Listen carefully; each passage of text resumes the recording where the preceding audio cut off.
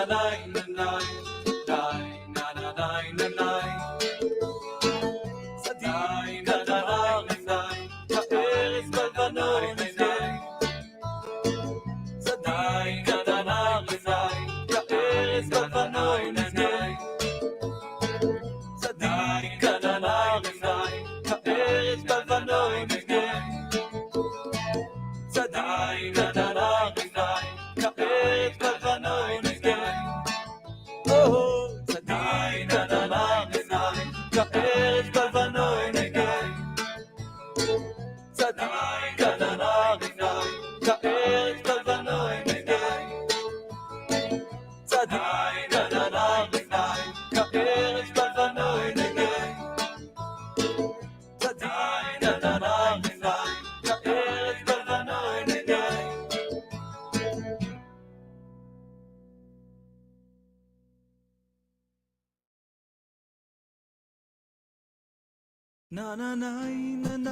na na na na Nay nay na nay nay nay na na nay na na nay nay nay na na na nay nay nay na na na nay nay nay na nay nay nay na na nay Hashem Melech Hashem Malach Hashem Yimloch Le'olam va'ed Hashem Melech Hashem Malach Hashem Yimloch Le'olam va'ed Ve'haya Hashem lemelech Al kol ha'aretz ביום ההוא יהיה השם אחד ושמו אחד הוי ננאי ננאי ננאי נאי נאי ננאי נאי נאי ננאי נאי נאי ננאי השם מלך השם מלך השם ימלוך לעולם ועד השם מלך השם מלך השם ימלוך לעולם ועד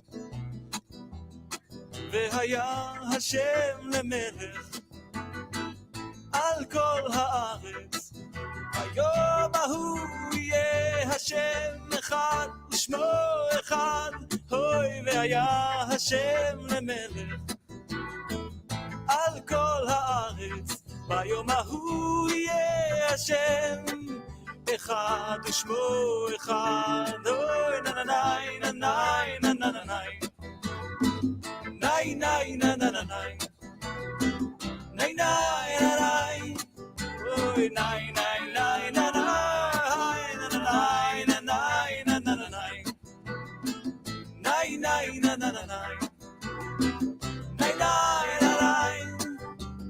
נאי נאי נאי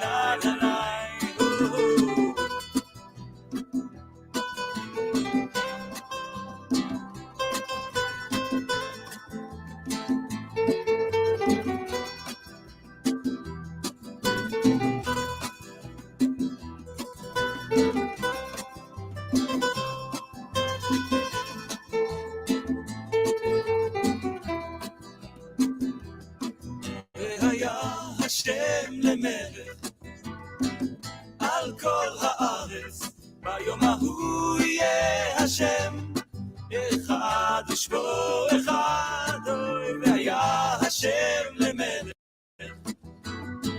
על כל הארץ ביום ההוא יהיה השם אחד ושמו אחד ננאי ננאי ננאי נאי נאי נאי נאי נאי נאי נאי נאי נאי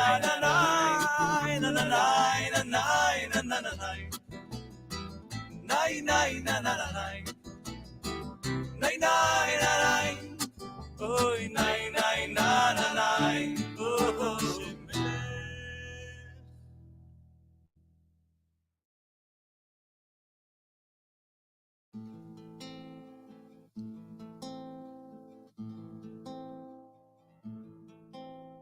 שיר למעלות,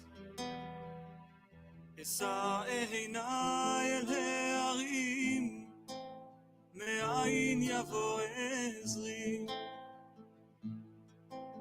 עזרי מעם השם, עושה שמיים וארץ, אל ייתן למות רגליך, אל ינום שומרך, הנה לא ינום ולא יישן שומר ישראל, השם שומרך, השם צילך, על יד ימינך. יומם השמש לא יככה וירח בלילה, השם ישמורך מכל רע, ישמור את נפשך, השם ישמור צאתך ובואך מעתה ועד עולם. שיר למעלות, אשא עיניי אל ההרים, מאין יבוא עזרי, עזרי מעם השם, עושה שמיים וארץ, אל ייתן למות רגליך, אל ינום שומרך, הנה לא ינום ולא יישן שומר ישראל, השם שומרך, השם צילך, על יד ימינך. יומם השמש לא יככה וירח בלילה, השם ישמורך מכל רע, ישמור את נפשך, השם ישמור צאתך ובואך מעתה ועד עולם.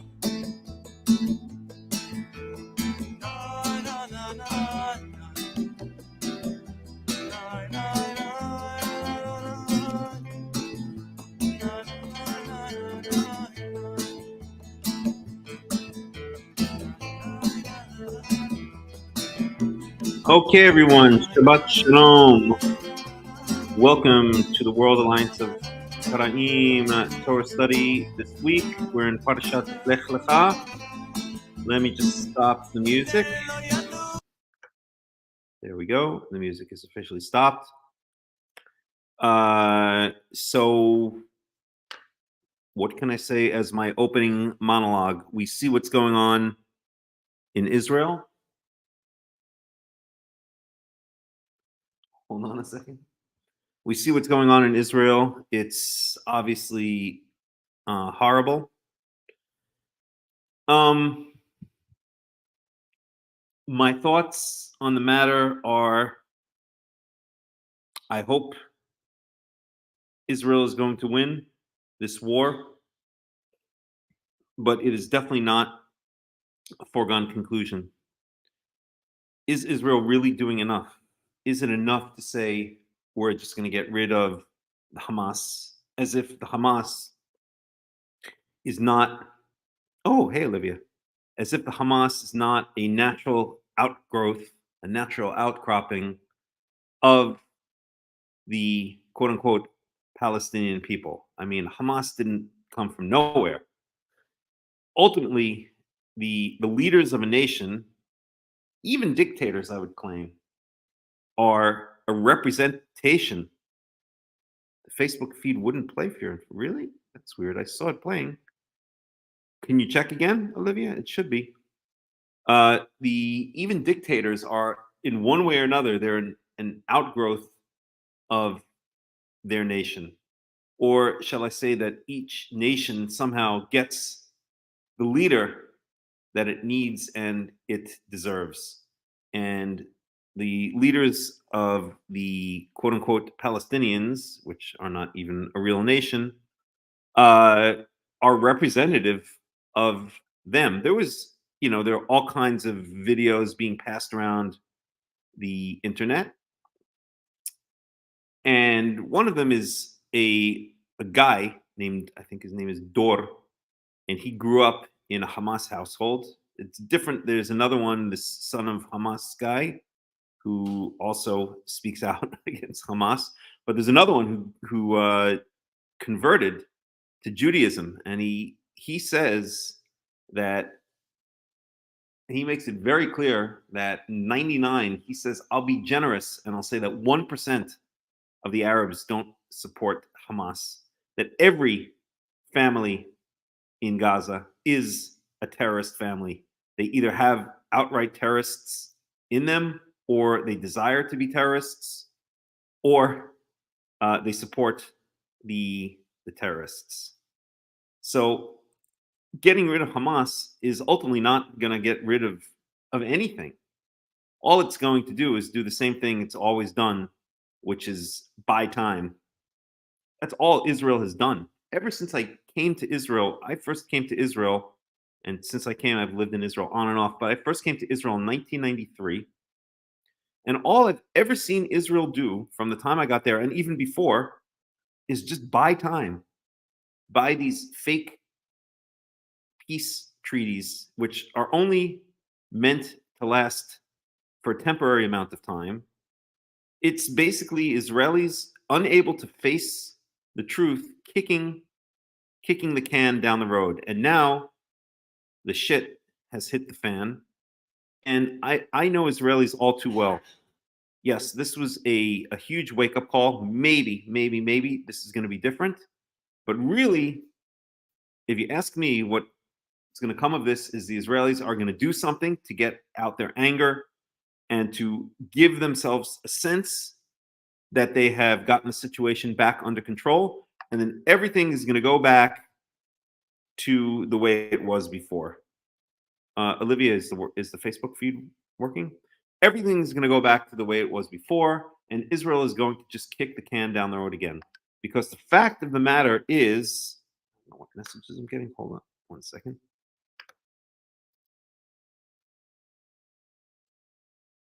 Live video interested. Weird. A live video from this event is happening now. It says it's happening now. I think you have to click Facebook, YouTube. I don't know what that means. I'm confused.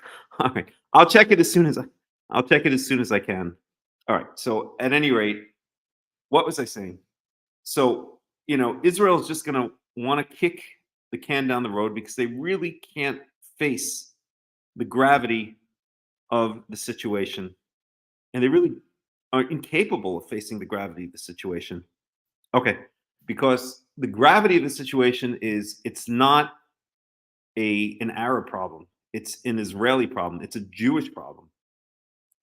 It's a problem of us, and I guess we as Karaites have a unique point of view. YouTube working, Facebook not working. Okay, I'll have to check it out. I can't right now. I'll check it out in just a bit. It's not an Arab problem. It's a Jewish problem, which is that we have abandoned the Torah. We're not really following the Torah. We're not calling out to our God, to Yahweh, by name, which we must do.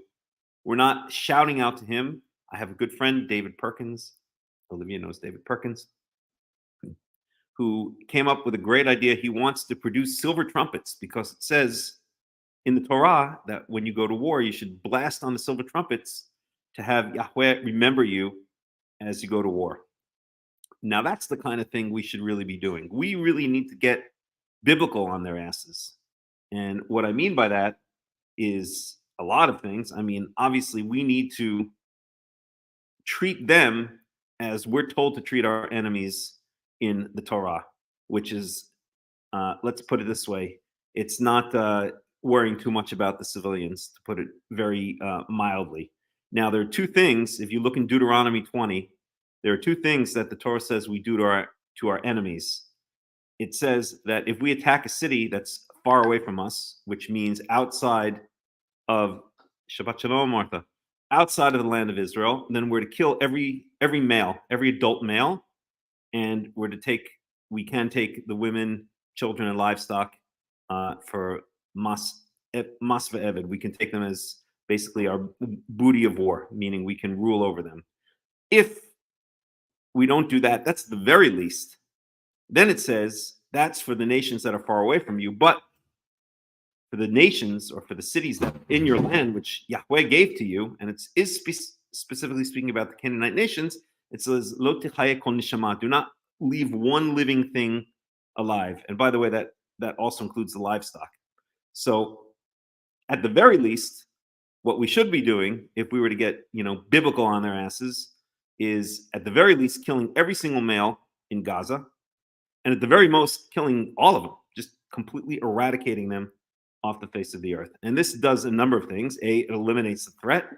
B, it allows us to take over our land, which rightfully belongs to us. And by the way, Gaza was under the control of the ancient nation of Israel during the time of, I believe it was David and Solomon, and maybe beyond. And three, what it does is it puts the fear of God into any other nation, any other city, any other state that tries to start up with us. So that's the practical warfare aspect of it. That's what we should be doing. But even more than that, I think the main problem, again, is that Israel is, again, missing the point. We're not really returning to the Torah. We're not really returning to the Tanakh. We still have our two false philosophies floating around Israel. As I like to give the example, I won't say always because I actually started with this example recently, but I have a number of times given the example of the two cities. It's almost like two city-states at war with each other. Tel Aviv is the city of the religion of America in the West, and Jerusalem is the city of the religion of the Talmud and rabbinical Judaism. And it's like they're at war with each other, and neither one is doing the correct thing, which is returning back to the Torah, which is returning back to the Tanakh. And until Israel does that, then sadly, the situation is not going to get better. It's only going to get worse. So there are only two outcomes here, I think. Outcome number one is, hold on a second, I keep on getting messages, I guess, about what's going on Facebook. Okay, it's streaming from your face. Okay, cool.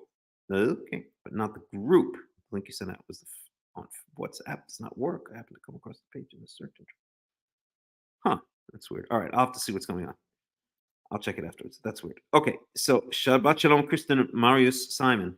So there are only two outcomes that I see from this war. Number one, Israel goes back to the status quo, meaning they just kick the can down the road a little bit more. Or two, they lose, and God only knows what that means. That means loss of territory, permanent loss of territory in the north and the south. That means who knows how many Jews meet the same fate that the Jews in the south of Israel met, and so on and so forth. There's only one solution here. This is the way I see it. This is Yahweh saying, okay, now it's time to get serious here. You either come back to me the right way, or you die.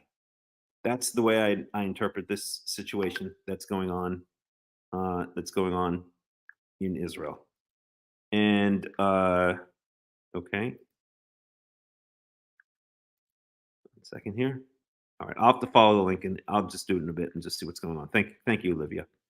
So that's the way I interpret the situation. There's no way that Israel can continue to be a secular state or a rabbinical state, and that's really what Israel is. When they say where Israel is a Jewish and democratic state, that says exactly right there what I was just saying. Yes, it's a Jewish state, a rabbinically Jewish state, and it's a democratic state, meaning it's a Western state. It's a mix of Western ideals and rabbinical Jewish ideals. So if you go to Tel Aviv, that's the city that their flag is the flag of McDonald's and Coca-Cola. Literally, you can see lots of McDonald's and Coca-Cola signs around all over the place. And if you go to Jerusalem, they might as well be flying the flag of the Talmud. And those two cities are at opposition with each other, and neither is really following the correct original Torah of Moses. They've all gone off in their own direction, and I believe that Yahweh is saying to us through this current war, that this is it. It's now do or die. It's either time to get serious or face destruction. So that's the way I see it. Those are the only that's the only path forward. And I think that all Israel can do in this case is again at best kick the can down the road. So they'll return the situation to some temporary stability where maybe Hamas is, I don't even think they're going to vanquish Hamas, but maybe its ability to respond will be dampened for a while, as has happened in the past. Bala, who knows what's going to happen there? But Hezbollah is a completely different story. They're much more powerful than Hamas. And so even if Israel does return the quiet for a while, it only means that the enemies of Israel are going to have more time to build up, and then the situation is going to be even worse next time. So there's really no way out of this. The only way out of this is to have leaders in Israel who understand the depth of the situation here, understand that the real situation here is that this is Yahweh's way of saying, "Come back to me, or die," basically. So we'll see what happens. I really don't know. I stopped predicting things a long time ago because I'm always wrong. I'm definitely not a good prophet. I'm a horrible prophet, I have to say. But I'm a horrible prophet on the short term. But I think in the long term, a lot of things that I've said do and are coming true, such as the level of anti-Semitism in the United States, which I said decades ago, and people laughed at me. They couldn't even conceive of the conception of the United States being dangerous for Jews. What do you mean, the United States? How could it possibly be dangerous for Jews? It's the greatest country in the history of the world. It's freedom, it's liberty. The Jews have never had it so good. Nothing's ever going to change. Everything always changes. Wherever we as Jews are, eventually it changes against us. We see that at the beginning of Exodus, where Joseph came down to Egypt and he was treated very well. He was made literally royalty, second in command of all of Egypt. And then there arose a new a new king over Egypt who did not know Joseph. And then the situation changed for the Jews there, and they ended up being slaves until Yahweh came and freed them from their slavery. So I guess that's kind of my intro. We should all be following what's going on in Israel. I feel the need very, very much right now to be back in Israel. I'm not in Israel at the moment, but I feel the need very, very much to be back there.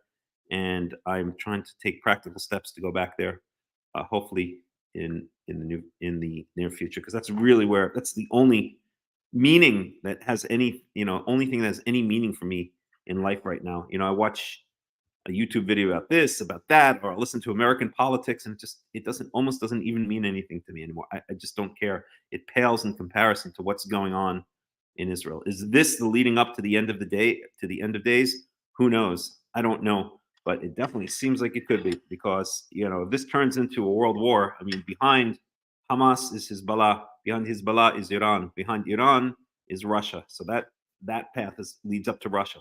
Behind Israel is the United States and the West. So that leads back up to the United States. So if this turns into a world war of basically, the Russia/China alliance versus the United States/Western alliance, then there we go. That's World War III. And it all centers around Jerusalem. And that fits perfectly into the prophecies, such as in Zechariah, that are spoken about in the end of days. So I don't know if this is the lead up to the end of days, but it certainly could be. All right, we're going to start our Torah study now. Let me just check out what Olivia is saying to me, that there's a link that is not working. So let me just check out the link. It's streaming from your Facebook page, but not the group. The link you set out on WhatsApp doesn't work. All right, let me check that for 1 second. Just give me 1 second, everyone, and let me check that link and see what's happening here.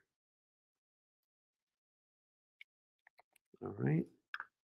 If I pop that link in, just give me a second here. What is going on? What page does it take me to? I see it working. I don't know, Olivia. The link works for me. In fact, let me turn the sound on. 1 second here. I don't know if it's working for me. Yeah, it's working for me. I don't know. Can you check again? Because I don't see a problem here. China, Korea, etc., looking at the lack of worldwide sympathy after worst possible atrocities committed, the international community will never support or fight. Time to put ourselves first, of course, but it's not us putting ourselves first.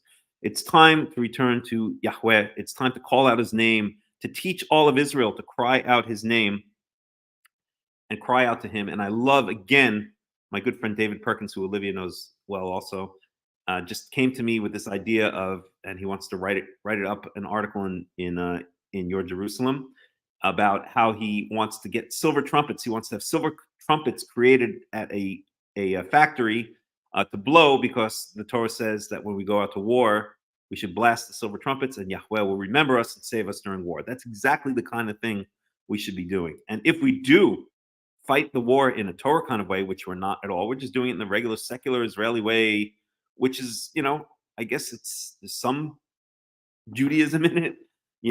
Certainly the average Israeli, has a lot of Jewish pride, but we really have to get, biblical on their asses. I mean that in every single way possible. And that's the only way we can take care of business. All right. And Netanyahu he is just completely unfit for this job, because he thinks he's got it all figured out, and he doesn't have anything figured out. He's at the end of the day, he's a secular right wing traditional historian. He has a historical view on things, but he doesn't really have a religious view on things, and that's unfortunately, I think, going to be our undoing. I don't think he's really fit for the job. Okay, yeah, exactly. All right, so here we go. We're going to now start going into this week's parsha. So let me share the screen. Let me share the screen. Where are we here? So we're going to do present. We're going to do stop screen. We're going to do share screen. We're going to do Torah, window, Torah, and there we go. Okay. What do you think about Bibi trying to change the laws with the Supreme Court? I don't know. It's all politics. I mean, I understand where the right wing is coming from. The Supreme Court in Israel, they're basically the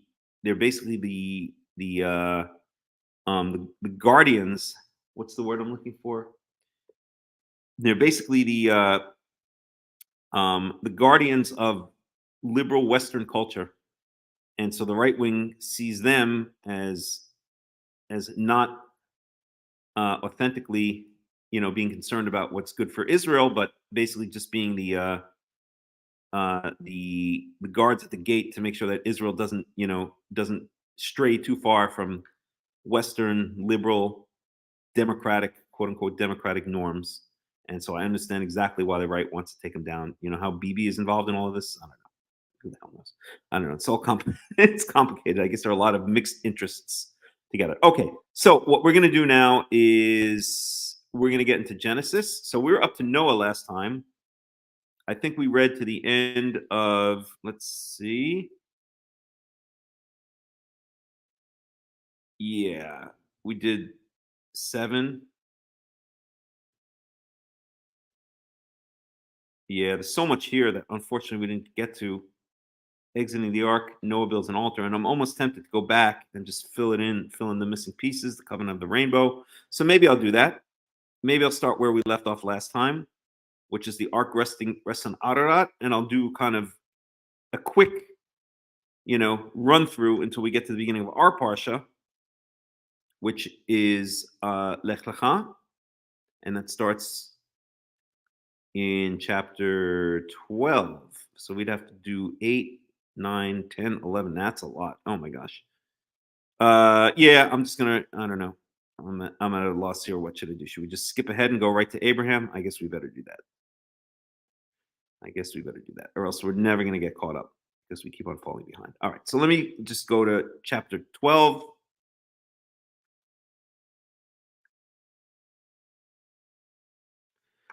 We'll go back to 11. How's that?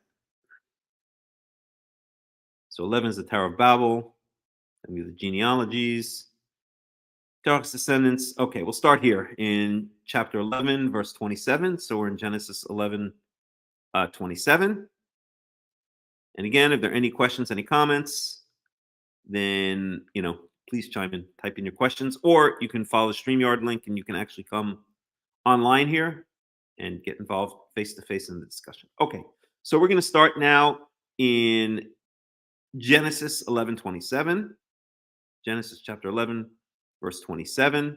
And let me just make sure that you guys can see that. Yes, you can. Good. Genesis 11:27. And here we go. Verse 27. Wa'ele todot terah. Terah holid et Avram et Nahor wa'et Haran. Haran holid et Lot. Okay, so we're getting the family tree of Abraham. Abraham's father is Terah. His brother is Nahor. And his brothers are Nahor and Haran. And Haran's son is Lot. And the whole reason we're told about these people is to get to the point where we find out about the ones who actually have a big role in the following stories, of course, including Lot.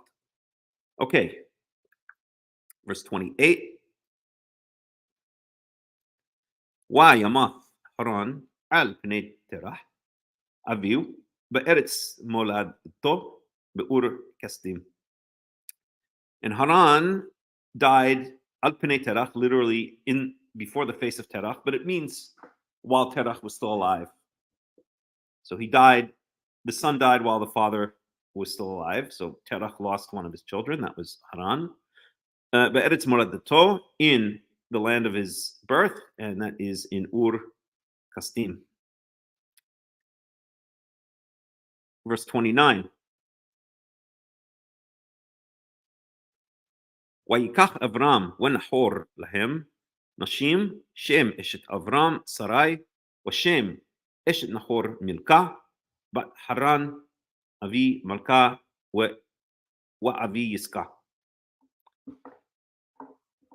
So Avram and Nahor, the two remaining sons of Terach, they took wives for themselves. We know that Avram's wife is Sarai.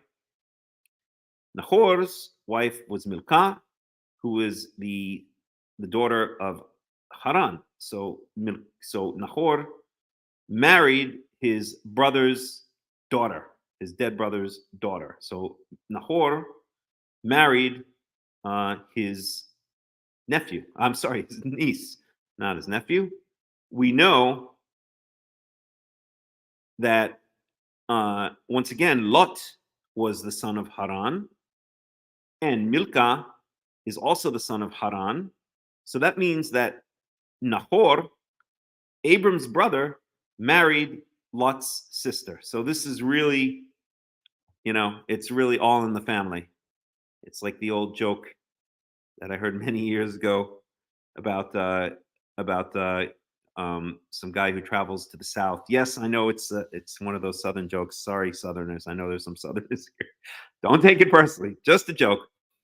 And he says, when I was down in the South, he's a comedian, a stand-up comedian. He says, I was down in the South, and they're really friendly down there. And I walked up to one guy, and he said to me, "Hey, I want you to meet my wife and my daughter." And there was only one girl standing there. Okay. There we go. I think his delivery was better than mine. Okay. Anywho, so it's really, right, this is a very twisted family tree. We don't realize it, but yeah, that's the way it was back then. There were just limited amounts of people, from everyone married in their own clan. If that meant sometimes marrying your niece, your cousin, or whatever, right? Even we find out that Sarah is Abraham's sister. So Abraham marries his half sister. So, there was a lot of stuff going on there, which is later outlawed by the Torah in Leviticus 18, Leviticus 20. Wati Sarai Korah en la walad. And Sarai was barren. She did not have any children. Literally, en la walad. She did not have a child. So why does the Torah repeat Sarai akara in la walad. Sarai was barren. She didn't have a child. It's obvious, right? Now this is where the rabbis start doing their thing and saying, "Oh, the Torah never repeats things, and if there are extra words in the Torah, it's trying to teach us some kind of mystical thing." And I don't even remember. We could look at Rashi, and we could find out maybe what the rabbis would say about this. They would say, "Oh, there's some hidden thing going on here because the Torah never repeats itself." And that's absolute baloney. The Torah repeats itself all the time. The Torah loves to use repetition to get points across, specifically to emphasize things or to present things from different points of view. And clearly, that's what's going on here.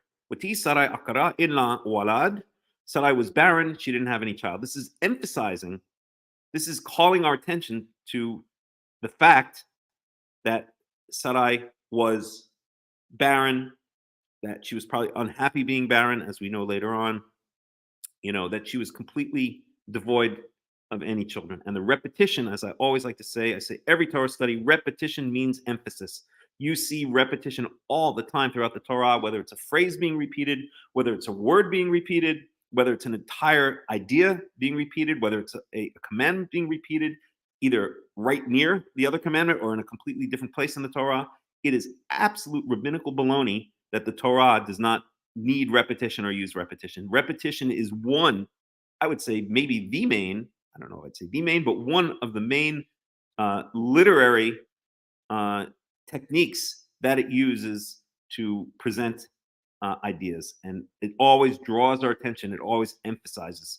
If you remember this one thing about reading the Torah that will help you a lot in understanding it, it is repetition means emphasis. And that's what we have here. Okay. We could, if we want to dig into what Rashi says, screw Rashi. So let's move on. Okay. ויקח תרח את אברהם בנו ואת לוט בן חרן בן בנו ואת שרי כלתו אשת אברהם בנו ויצאו איתם מאור כסדים ללכת ארץ כנען ויבוא עד חרן וישבו שם. So Terach, that's the father, takes his son Abram and Lot, the son of his grandson, right? His dead son's son, and Sarai, his daughter-in-law, the wife of Avram, his son, and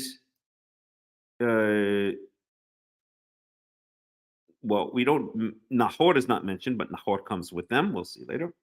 And they leave Ur-Kasdim. Where's Ur-Kasdim? Ur-Kasdim is a Samaritan city. There was a Samaritan city called Ur. And this was in Mesopotamia. I believe it was on the Euphrates River, not far from the Persian Gulf is where Ur was. So they leave Ur, Lalechet Arza Kina'an, to go to the land of Kina'an. So the entire family, so Terach is moving his entire family to Kina'an, but they come to a place called Haran, not to be confused with the name of the dead brother, Haran, but a place called Haran, Weishvu Sham. And where's Haran? Haran is in the Assyrian Empire. We'll take a look at a map in a second, but let's just go on.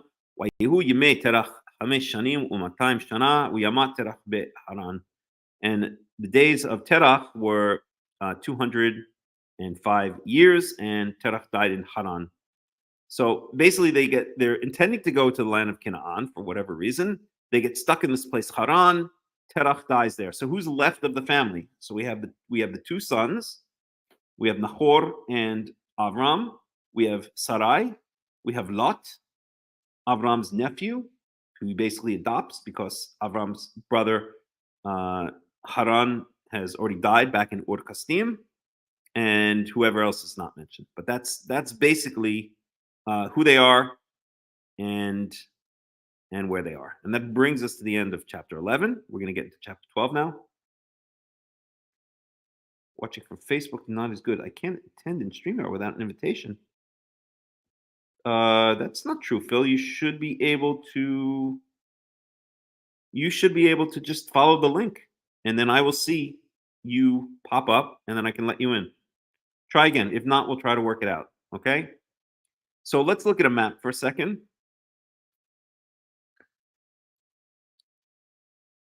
And see what we got.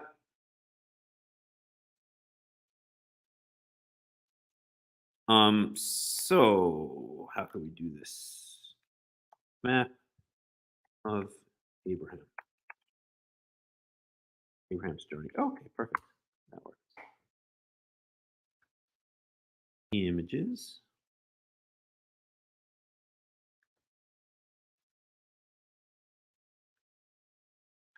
Okay, how do I make this bigger? This way I always have a problem. Share, save. 1 second here. Visit.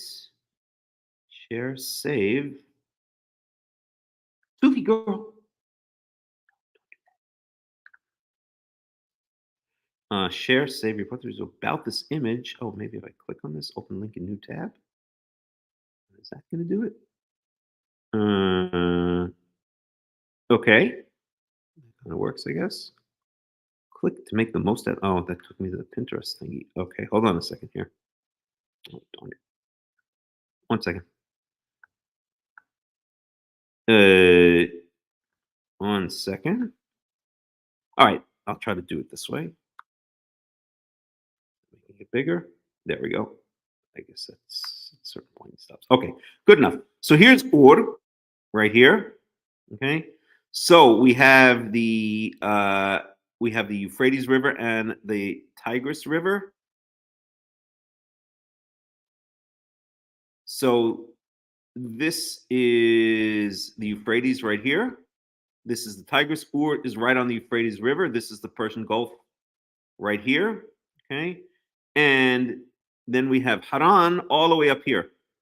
So Haran is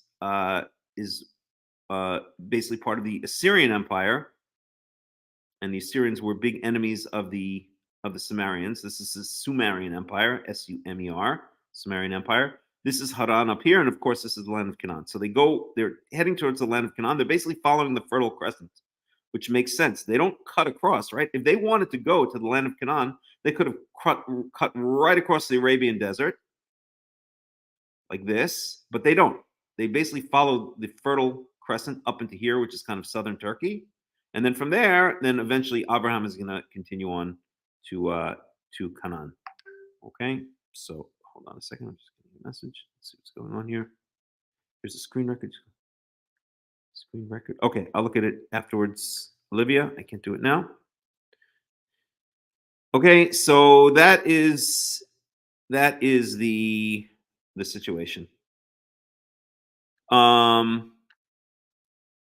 Yeah, last year I think we spoke about where all these places are a bit more in depth, but I think we're just gonna move on because we have a lot to cover. Okay, so that brings us to the end of Genesis chapter 11. For me, if I used your group to get the live event, it only works if I go directly to your page. All right, I'll look at it afterwards, Olivia. Thank you, though, for that info. Okay, so now we're going to move on to Genesis 12. This is the famous Lech-Lecha. وَيُمَر Yahweh el Avram Lech-Lecha me'aretzecha וממולדתך מבית אביך אל הארץ אשר אראך. Okay. So Yahweh said to Avram, and where's Avram? Avram is in Haran. That's where the family is now. They're all the way up here in this area, Haran. And Yahweh says to Avram, and notice he's not yet called Avraham. He says, Avram, Lech-Lecha me'aretzecha me'moladetecha. So go from your land, from your birthplace, מבית אביך אל הארץ אשר אראך. And from the house of your father to the land which I will show you. Something's a little bit strange about this. It says, go from your land, your birthplace, from the house of your father. Is Abraham in his birthplace? No, he's not in his birthplace. He was born in Ur. He was born all the way down here in Ur, in the city of Ur. He's not in his birthplace. The entire family was moved up to Haran. So how do we make sense of this then? Well, it could just mean that Moladetecha means basically, again, your birth family, not necessarily your birthplace. And I think that's how some interpreters deal with that. Or it could mean it could mean, and it gives us deep insight into the way biblical Hebrew works. We always think this is one of the big mistakes I think that we modern Westerners make when interpreting the Torah is that we think that everything is linear. So we think that everything is kind of follows this timeline that we would expect it to. But another way to interpret this is Yomer Yahweh el Avraham Lech-Lecha me'artzecha u'me'moladecha me'beit avicha. So Yahweh said to Avraham, it does say, go from your homeland, or from your land, from your birthplace, from the house of your father, to the land which I will show you. But the fact of the matter is the Torah is now retroactively saying, from your land, from your birthplace. In other words, Avraham has already done that, but yet the Torah, or Yahweh at this point, when he's speaking to Avraham, is saying it as if it's the present. But time works a little bit differently in biblical Hebrew. So maybe another way to understand this is that yes, Yahweh is saying this to Avraham, but already he's completed the first two. He's already left his land and the house and the place and his place of birth. And now he has to leave the house of his father and continue on to the land that he will show him. Okay, we could look at a little bit of commentary. Shoshi boy, Shosho. We could look at a little bit of commentary here. So we'll go to Robert Alter is the one I like to use. Again, everyone thinks like I'm some kind of Robert Alter fanboy. No, I'm not. I just find his commentary to be very accessible and a good place to start when trying to understand what's going on. So let's take a look at him. I agree with him a lot, but there are plenty of times where I disagree with him. Okay. What, Joshi boy? Oh, the cat is hungry. Okay, hold on a second here. Let's get this going.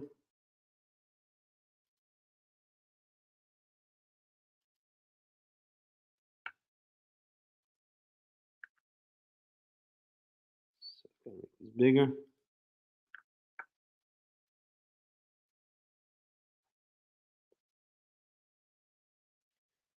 So in Genesis chapter 12, 2:16. Give me 1 second for this to come up.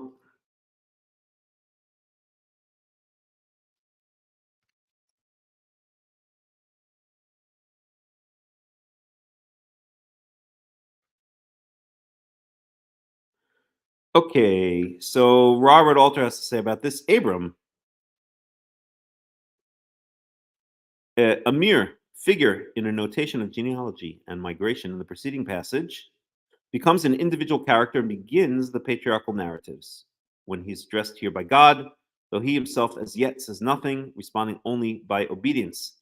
The name Canaan is never mentioned, and the divine imperative to head out for an unspecified place resembles, as Rashi observes, God's terrible call to Abraham in chapter 22 to sacrifice his son on a mountain God will show him. Rashi also draws a shrewd connection between the triplet here, your land and your birthplace and your father's house, with the triplet in chapter 22, your son, your only one whom you love. That's typical Rashi stuff. I don't agree with any of that. The series in each case focuses the utterance more specifically from one term to the next. Thus, the Hebrew moledet almost certainly has its usual sense of birthplace and not its occasional sense of kinfolk, which would turn it into a loose synonym of father's house, Beit Av, a fixed term of the family social unit. In 1128, moledet appears as part of a genitive construction, Eretz Moledeto, land of his birth. Here, those two terms are broken out from each other to yield the focusing sequence, land, birthplace, father's house. Okay, fine. So it's a lot of somewhat technical stuff there. But I guess the main thing for us to get out of that is that Robert Alter is interpreting that moledet as birthplace and not just another synonym for father's house, which makes a lot of sense. Okay, so this is the total journey. This is Yahweh basically speaking about the total journey of Abraham. He's already left his land. He's already left his birthplace, the place of his birth. He's not yet left the house of his father, and now he's being told to do that. So I'm trying to find the. Hold on a second. I got cat problems. Just give me 1 second. Joshi, what on earth are you doing? Come here. Come here. Come here.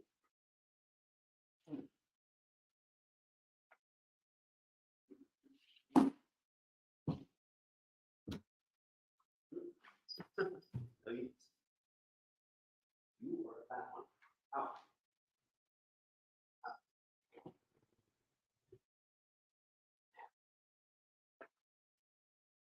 Okay, sorry about that. So, but at any rate, let's keep in mind here that he's already left. He's already done the first two. He's already left his land and his birthplace. Okay? All right. Verse 2. وَأَسَّهَ لِغَوْي גדול وَأَבَرֵכَ وَأَغَدْ لَا شِمَخَ وَحَيَّ بِرَخَ. Okay, I will turn you into a great nation. Gadol can mean either large or it can mean great. It probably means large and great in this sense, because Abraham is given promises for both, that his descendants will be as numerous as the stars in the sky, the sand on the seashore, and also Gadol usually implies great as well. So a large, great nation.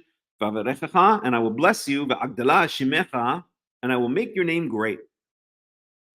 Same word, Agdala Shemecha. I will make your name great. And you will be, and be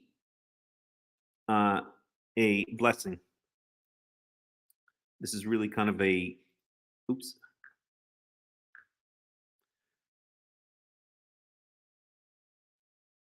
This is actually, this is the imperative form. So it's be, the formal third person imperative, be a blessing. But the implication is you shall be a blessing. And that's basically the way that it's usually translated, but it's really the imperative form, and be a blessing. You shall be a blessing, or you'll be a blessing. Okay, so here's Abraham. He's sitting in this place in Haran. He's never spoken to God before. We don't know a thing about him, not a thing. We don't, and the rabbis have to fill in a lot of information, such as they've got to tell us, oh, that Abraham's father Terach owned an idol shop, and when Abraham was a child, he smashed all the idols, and then when Terach came in to work in the morning, Terach said to Abraham, what happened to, why did you smash all those idols? And then Abraham said, no, I didn't do it. They smashed each other. And then Terach said, that's impossible. Then Abraham says, of course it's impossible. Then why do you worship them as gods? So that's all rabbinical midrash to fill in the missing picture.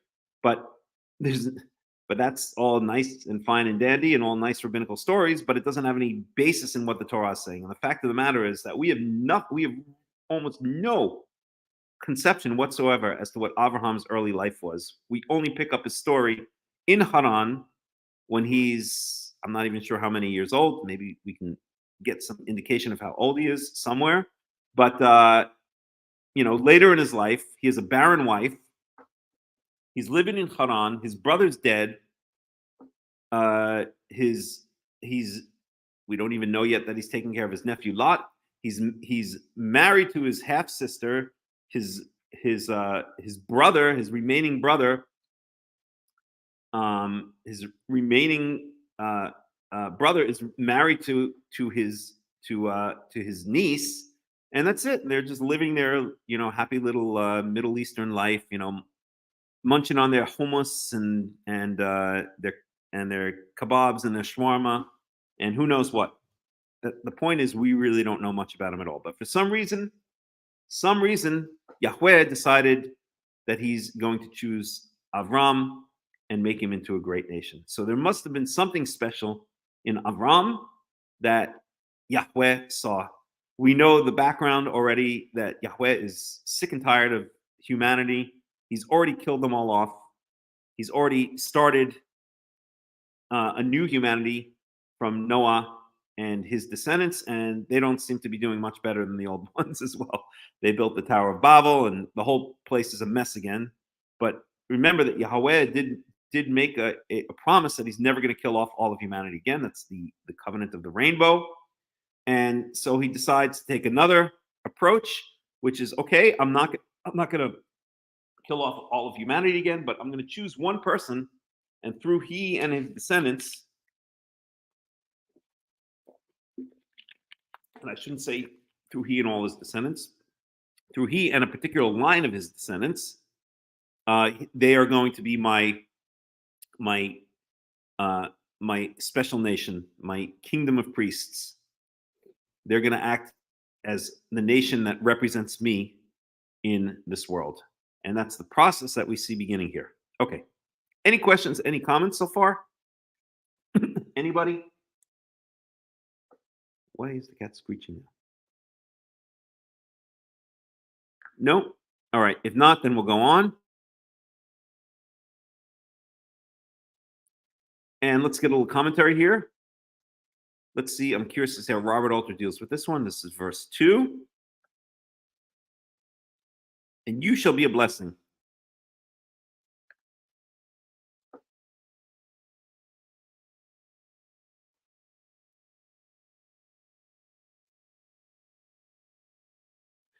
And again, that's kind of really a bad translation, because if it's you will be a blessing, it would be what ti'eh bracha. You will be a blessing. But this is really v'hayeh bracha. This is a command form. This is the formal command form, and be a blessing.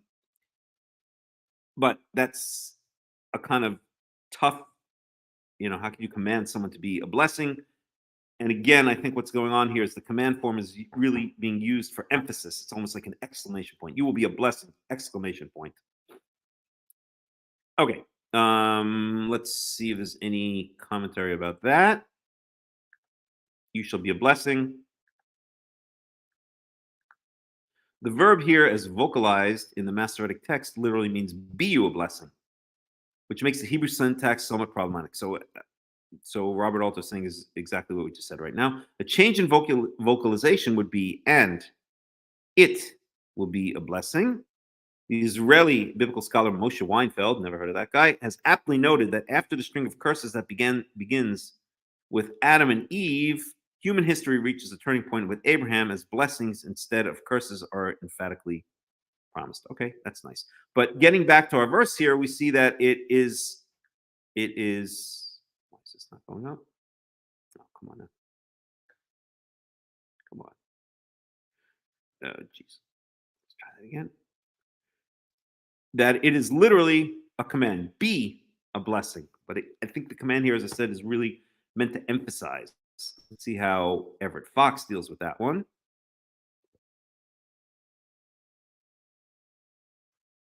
Why is this so damn slow?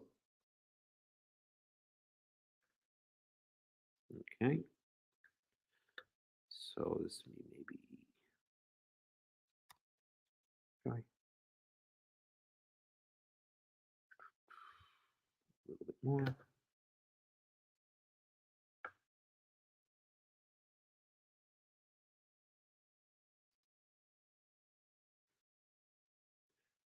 Okay. Yeah, he actually translates it as a command. Be a blessing. Isn't that interesting? Let's go back up there. I don't know why this thing moves so slowly. Whoops, where'd we go? Oh, come on now. Okay. Be a blessing. That's how he translates it. Okay. I'll make a great nation of you, and will give you blessing, and will make your name great. Be a blessing. Okay.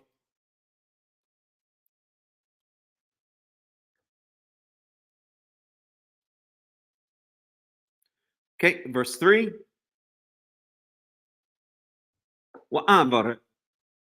Avaracha mivarchecha. Oh, I gotta throw the cat out. Hold on a second. I'm sorry. You gotta go. Enough. Enough. Enough. You are being very naughty.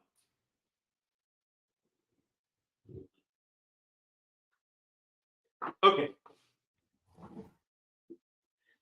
Va'avarcha mivarchecha umikalelecha aor. So I will bless those who bless you, and I will curse those who curse you. Your cursors. Literally, your cursors, not cursor, not cursor, cursor, SOR, like this thing, but your cursor is with an E, those who curse you. Shabbat Shalom, Devorah Palm Tree. Welcome. Univrachu b'cha kol mishpachot ha'adamah, and through you, all the families of the earth shall be blessed. Now, I know one Karaite who says that this doesn't mean will be blessed. He says it means they will bend to you. He's completely off his rocker, if you ask me. It's so clear that here we have the context here is blessing. Yes, you could say the Torah likes to do plays on words, and this doesn't mean to bless, and this means basically to bend their knees towards you. But I think this guy has his own agenda, and so he's the one whose knee is bent in the wrong direction in interpreting this. It doesn't matter, neither here nor there. He's not too important. But at any rate, I will bless those who bless you. I'll curse those who curse you, and through you, all of the families of the earth will be blessed. So we see what we do see here is a new approach that Yahweh is taking. His old approach, which is destroying all of humanity in his wrath, didn't work. This is not. How many times is he going to destroy humanity? It's just going to be the same thing again. So he decides to take a different approach. He decides to pick one person out and make that person a special person among all of humanity. Now, I would like to relate this to current events. So we see, and this is, I think, directed a lot towards Olivia, if she's still there. Olivia, are you still there? If you are, give me a yes. Let me know you were there, because this is going to be something that'll be of interest to you. Okay, well, at any rate, I don't know if she's still there or not, but we'll continue. So we have a lot of talk. If you listen to the news right now, you'll hear a lot of representatives of the quote unquote Palestinians, and their general argument is, okay, yes, a lot of them actually will completely deny the fact that 1,400 Jews were brutally slaughtered in southern Israel. But even those who admit it, generally what they'll say is, well, now there are thousands and thousands of people, including women and children and babies, being slaughtered in Gaza. And so how is Israel any better than Hamas? How is Israel any better? How's what Israel's doing to the poor Palestinian people, quote unquote, any better than what Hamas did to the Israelis? And their usual argument is the blood of Jews, or is your blood, they'll say, let's say to the Jewish representative, any more important than our blood? Are your lives worth more than our lives? And the answer is, in a certain sense, and whenever the Jews are confronted with this on television, they'll say, no, of course not. We love all civilians, we love the Palestinian civilians, etc. And they're all cowards, they're all cop-out artists, because the answer is yes. The answer is that Jewish blood is worth more than Arab blood, and Jewish life is worth more than a Jewish life. And the Jews were chosen as the representatives of Yahweh, and so their lives are, in a sense, and I'll explain what I mean in a second. So before anyone gets insulted or upset, although I don't think this crowd they will, a Jewish life is worth more than an Arab life, a zillion times more than an Arab life, because the Jews were chosen to be the special representatives of Yahweh. And I will give you an example. Okay, let's say that someone goes into a store and kills a bunch of people. Okay, like happened in Maine, was it? If I'm following along what's going on in the United States, was it a store? Was it a Lowe's or a Walmart or something like? Goes into a store and kills a bunch of people. That's horrible. That is obviously a tragedy, and those people's lives are obviously worth something. We're all made in the image of God, and we're all worth something. But let's say that that killer didn't go into a store and just kill people or kill average citizens. Let's say he went into, I don't know, let's say a uh, a Catholic church. No, let's say he went to the Vatican and killed the Pope and a whole bunch of cardinals. Now, obviously, you and I and nobody else here thinks that the Pope or the cardinals represent God, but to most of the world, or to much of the world, I won't say most of the world, but to the much of the world, they do. So there's something different about going in to a store and killing random civilians, which of course is horrible and of course is murder, from going into, let's say, the Vatican and killing the Pope and a whole bunch of cardinals. In the second one, it's just a whole different level of crime because you're killing.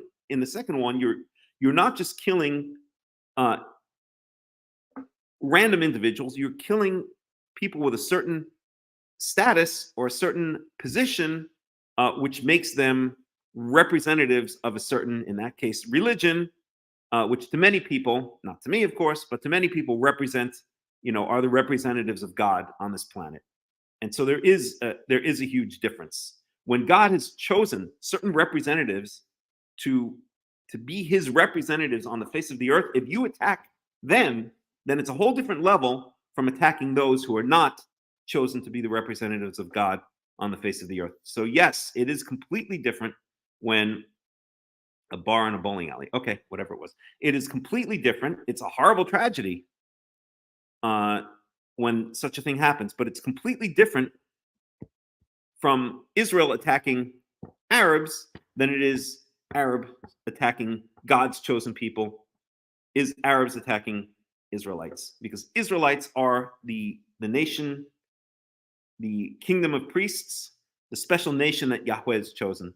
So in a certain sense, what they represent in God's eyes, Israel is God's firstborn, means that killing them has a different meaning than killing someone who does not have that special status. Just again, if you walked into, it would be horrible for someone to walk into I don't know, a 7-Eleven and kill a whole bunch of people, but it would mean something entirely different if someone walked into, let's say, the Capitol building and wiped out that same amount of senators. Although some people, maybe that wouldn't be a horrible thing. Just kidding. Don't call the FBI on me. But you get the idea of what I'm trying to say. So yes, there is a difference in the value of what Israel is doing to the Arabs that call themselves the Palestinians, and what the Palestinians did to the Arabs. It doesn't.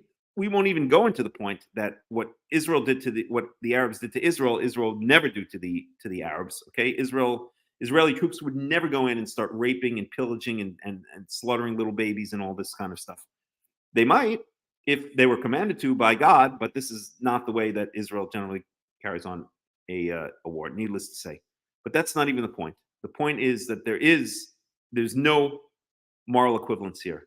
It's different if a policeman shoots a thief and a thief shoots a policeman. There's a whole different underlying reality to the two situations. So there is no moral equivalence here. Okay. Let's go back to the Torah. So through you all the families of the earth shall be blessed. Families of the earth again implies that the earth is not just a whole mumble jumble of human beings. We are broken down into families, into tribes, into groups, into clans. And one of the crimes, I think, of the United States and the West is they deny that reality, and they are trying to mix everyone together into one, giant, shall we call it, melting pot, which is really just a mess of all of the seed of man all mixed together. And this is somehow or another supposed to create one big happy family. And if you look at the United States, it's done anything but that. It's done just the opposite. If you look at most of the places where there's the least social strife, they're usually mono-ethnic. They usually consist of only a single ethnicity, because an ethnicity is an extended family, and extended families look after each other. They have the same interests, they have the same background, they have the same culture. And so this is what the Torah is saying here, in my opinion, that the earth is not just a mumbo jumbo of all of humanity, that it's broken down into families, into tribes. And yes, we could switch families. Certainly, in the case of Israel, people from outside of Israel can decide they want to be adopted by Israel and become like the adopted sons of daughters in Israel. That's called a ger, what we call in modern parlance a convert. But that's a rare thing, in my opinion, much rarer than some people would think. Okay, verse 4. Let's go on. Any comments? Any questions so far?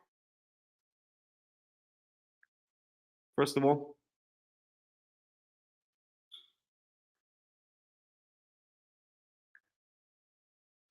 Okay, let's go on. I have to plug in a second. Verse 4. וילך אברהם כאשר דיבר אליו יהוה, וילך איתו לוט, ואברהם בן 5 שנים, here we get an age, 5 שנים ו70 שנה בצאתו מחרן. So Avram went as Yahweh spoke to him. So Yahweh says, go where I'm telling you to go. And there he goes. Avram goes. Just like he did, just like he does when he tells him to sacrifice his first son. Avram is very obedient to Yahweh. So although we don't know very little about his life, and now we get his age here, 75 years old. So although we know very little about his life, basically nothing about his life up until the age of 75, we do see, once we meet Avraham at this point, we do see what type of person he is. And certainly he's very loyal, he's very obedient to Yahweh. We see this a number of times. So, and Lot went with him. That's his nephew, the son of his dead brother. His brother's name is Haran. Haran died. And now Avram has apparently kind of adopted his nephew Lot and is now taking him with him to wherever. Avram was 75 years old when he left Haran. Again, Haran is up here, right there. If we can see it on the map, right up here, basically in Turkey, in southern Turkey. And this is Ur. This is where he was born. He left with his father and his family up to Haran. His father died in Haran, and now he's taking off with Lot to somewhere. Okay. Verse 5. So in Genesis chapter 12, verse 5. ויקח אברהם את שרי אשתו ואת לוט בן אחיו ואת כל רכושם אשר רכשו ואת הנפש אשר עשו בחרן ויצאו ללכת ארצה כנען ויבואו ארצה כנען. So Avram took Sarai, his wife, and Lot, his nephew, and all of the property which they had acquired, including all of the people which they had made in Haran, whatever that means. We'll talk about that in a second. ויצאו ללכת ארצה, and they went out on their journey to the land of Canaan, ויבואו ארצה Canaan, and they came to the land of Canaan. So what does this mean? All that at the nefesh asher asu beharan, all literally means the people which they made in Haran. Does that mean someone had sons and daughters, or does that mean, as is usually understood, slaves or members of their household that they had acquired, either those who would join the household one way or another, or servants, slaves, along those lines? And I think it means the latter. Let's see what Robert Alter has to say about that one. So that's verse 5. God, why is this thing so damn slow? It doesn't respond. So he translates it as and the folk they had bought in Haran. I just don't know why this thing is so slow. Just give me 1 second here.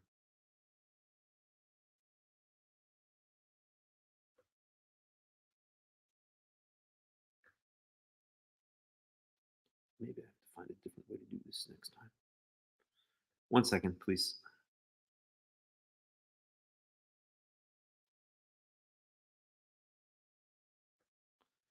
I wonder what happens if I close some of these tabs. Let me see something here.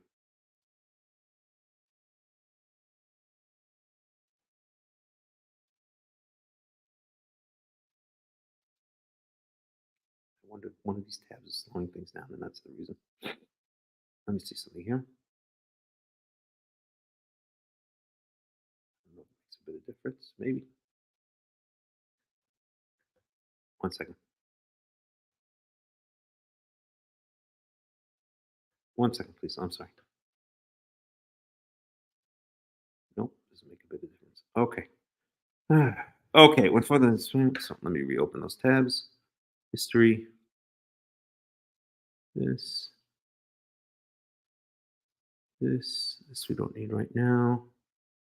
Abraham's journey. This we can reopen. Okay. Okay, so oh boy.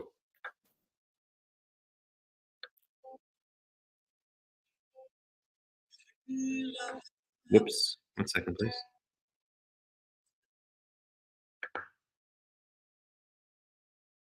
And my battery's low now. Oh, technology. All right, let's try this again. And let's try that again. Okay, so, all right. Let me just check in here.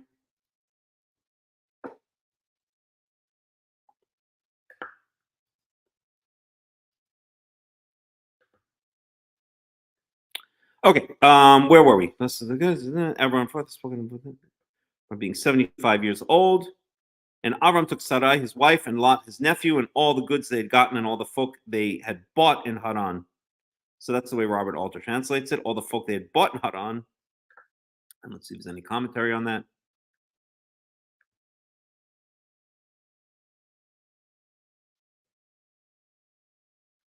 So,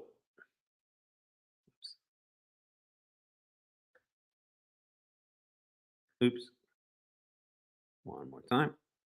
Okay, slavery was a common institution throughout the ancient Near East, as subsequent stories in Genesis make clear. This was not the sort of chattel slavery later practiced in North America. The slaves had certain limited rights, could be given great responsibility, and were not thought to lose their personhood. Okay, fine. Okay, so they came to the land of Canaan, verse 6. ויעבור אברהם בארץ עד מקום שכם, עד אלון מורה, והכנעני אז בארץ. And Avram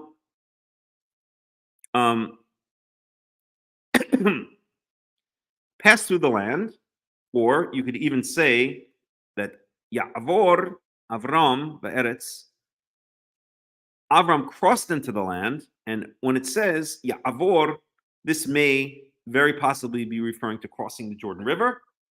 Avram is also called the Ivri, the Hebrew. Hebrew also may very possibly come from this root, and if so, it may mean the one who crossed over into the land of Canaan, or the one who came from the other side of the Jordan River. So Ya'avor often throughout the Tanakh means whenever it uses this Ya'avor, it is specifically speaking about the Jordan River and crossing into the land of Canaan.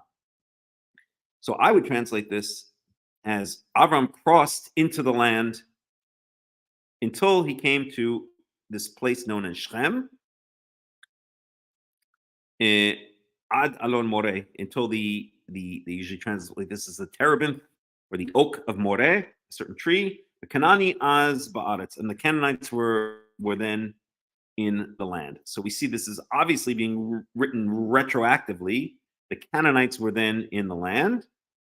So when is this being written? That's a whole discussion in itself, which I don't want to get into right now. But the fact that it's saying the Canaanites were then in the land would imply that it's certainly before the Israelites entered the land, or maybe when they were about to enter the land.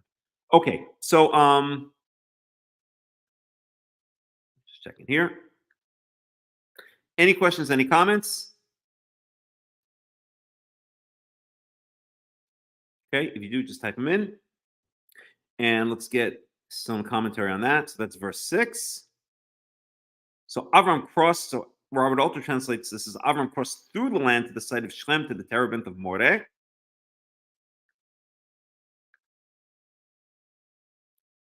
And let's see if we have any commentary there. 6, the Canaanite was then in the land. Okay.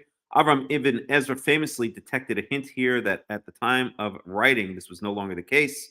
In any event, the point of the notation, as Gerard von Rad, whoever that is, has seen, is to introduce a certain tension with the immediately following promise that the land will be given to Abraham's offspring. Okay, good. And Everett Fox translates this as,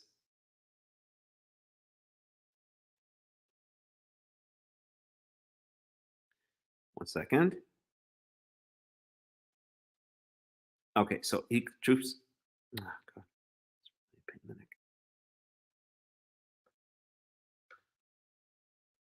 Okay, Avram went as Yahweh had spoken to him, and Lot went. Oh, I'm sorry, that's the wrong one. Here, Avram passed through the land as far as the place of Shem, as far as the oak of Moreh. Now the Canaanite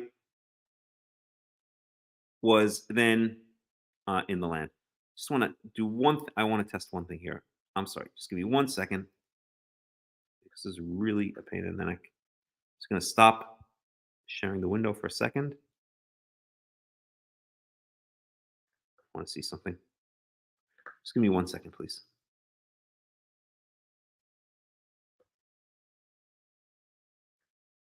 Just don't know why it's so damn slow. So even when it's not sharing, it's extremely slow too. I don't know why. I think there's something wrong with it. I think I have to close all of. Okay, I'll do that another time. All right, so. And let me reshare here. StreamYard. Present. Share screen. Oh, and I have to plug in. All right. So just give me 1 second here. Okay, I think I see what's going on. All right, give me 1 second here. I'm going to plug in.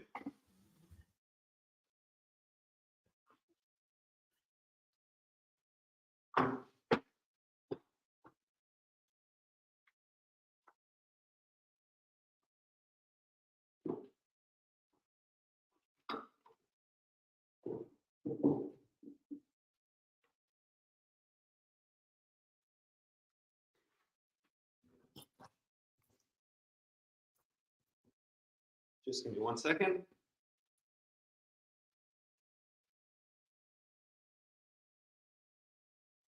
All right, let's get plugged to here. This is plugged to here.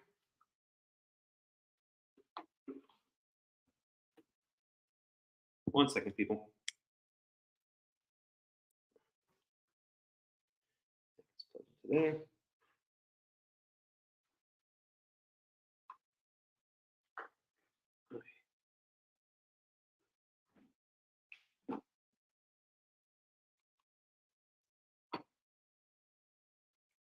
This gets plugged into here.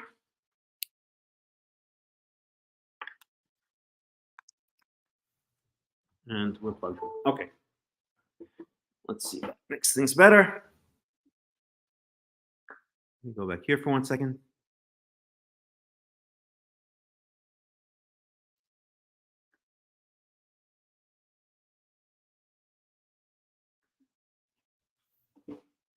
It still doesn't make a bit of difference. I think I have to completely restart Chrome, but I'm going to have to do that another time. God, what a pain in the neck this is. God almighty.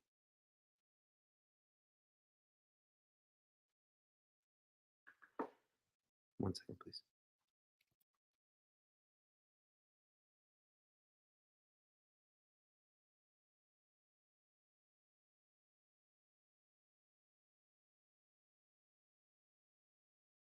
Seems to be working a little bit better now. Not really.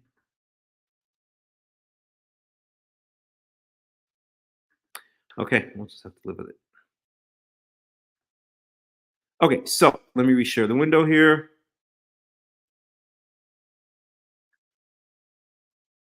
Shabbat shalom, Tsuriel. Shabbat shalom, Tane Vior.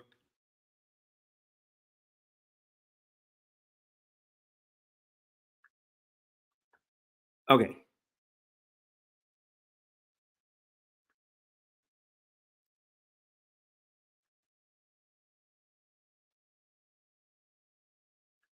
Okay, so let's go on. Verse 7.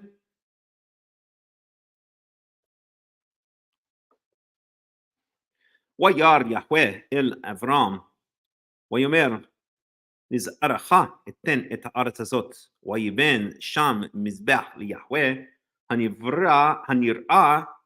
הנראה אליו. And Yahweh appeared to Abram, and he said, to your seed I will give this land.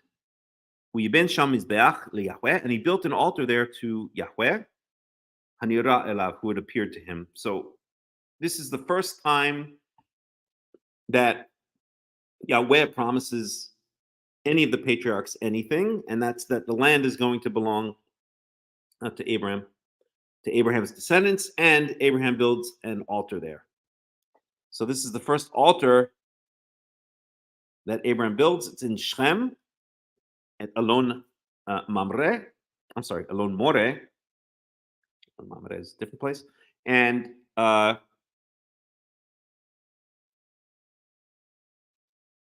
let's go on. Verse 8. ויעתק משם החרא מקדם לבית אל, ויית אוהלו בית אל מים והעי מקדם, ויבן שם מזבח ליהוה, ויקרא בשם יהוה. So to make a long story short, I'll just translate it. ויעתק משם החרא, so he moved his place into the mountains, or into the mountainous country, or into the hill country, and this is speaking in the hill country, the Judean hills. Mikedem lebeit El, east of Beit El, which we're going to talk about a lot. V'yet ohalo Beit El, and he pitched his tent. Beit El miyam, Beit El, in a place where Beit El was to the west. V'ha'i mikedem, and ha'ai mikedem, and I is to the east. So he basically pitched this place in between Beit El and I. We ben Sham Mizbeach, and he built another altar, or he built an altar to Yahweh, Yahweh, and he called out in the name of Yahweh. So first he goes to Shechem, and these are all important places in throughout the Tanakh. All of these places are going to have meaning later on. Shechem is going to be given to Joseph as a inheritance. Beit El is going to be the place where where a bunch of things happen, but Jacob later has his dream with the angels going up and down the ladder. So let's pay attention to these place names. They're very important. So let's remember so far. So we have Shechem and we have Beit El. We're not going to get to it in this parsha, but these are important names. Ai. So where's Ai? Ai is the second city that the Israelites conquered. After they conquered Jericho, they conquered Ai. And let's even get a map of that. Well, we don't necessarily need it. Okay, we can go without the map at this point. So that's where he is. He's between Beit El and Ai. So Beit El is to the west and Ai is to the east. So in between Ai and Beit El. Maybe we should get a map. Let's see. They show it here. Beersheba, Shechem. Okay, Shechem, Beit El. It doesn't really show it here.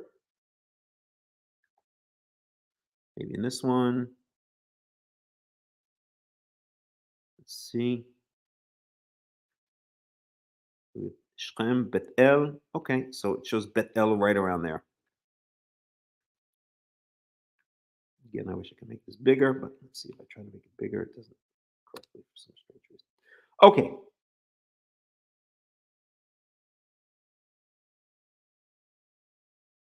But I can always do it this way. Nah, good enough.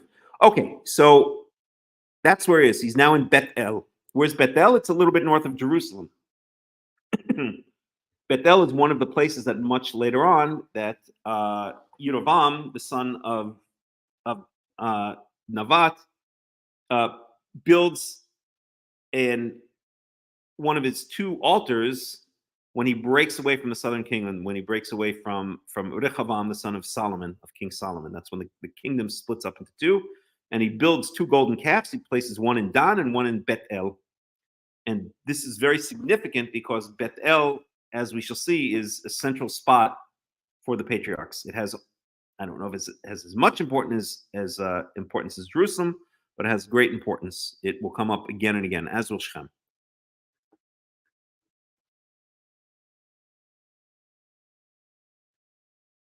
Okay, verse 9. Vayisa Avram haloch unasoa hanigba. So Avram then went and traveled to the Hanegba, which means towards the south, or perhaps towards the Negev area, the desert, the Negev desert. But really means it means towards the south. Okay.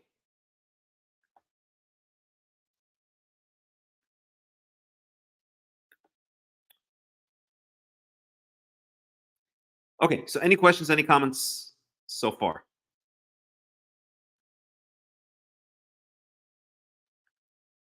Okay. If you want, just type them in. Avram and Sarai. So that's what's going on with Avram, right? So now he's somewhere in the Negev, and now we have this story. Verse 10. Waihi ra'av ba'aretz. Wa yered Avram mitzrayma lagur sham ki kaved hara'av ba'aretz. So there was a famine in the land, and Avram went down to Egypt to dwell there.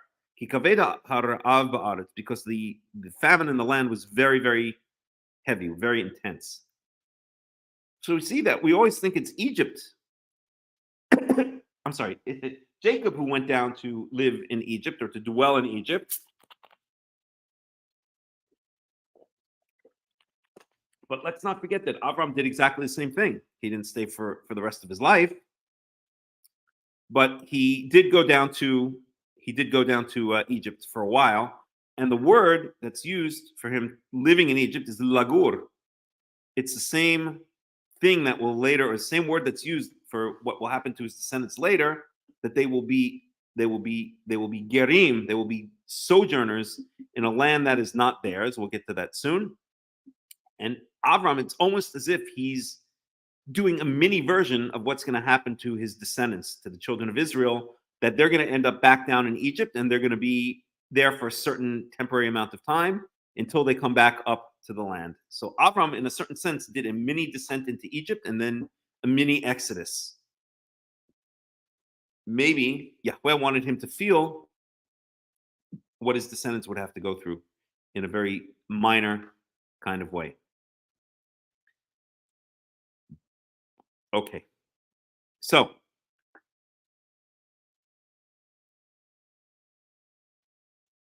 verse 11. ויהי כאשר הקריב לבוא מצרימה, ויאמר אל שרי אשתו, הנה, נא ידעתי כי אישה יפת מראה את. And when he came towards Egypt, basically when he approached the border of Egypt, he said to Sarai, his wife, behold, I know that you are a very good-looking woman, a very beautiful-looking woman. And this is basically Abraham asking, or almost, what's the word? I won't say begging, that's wrong, but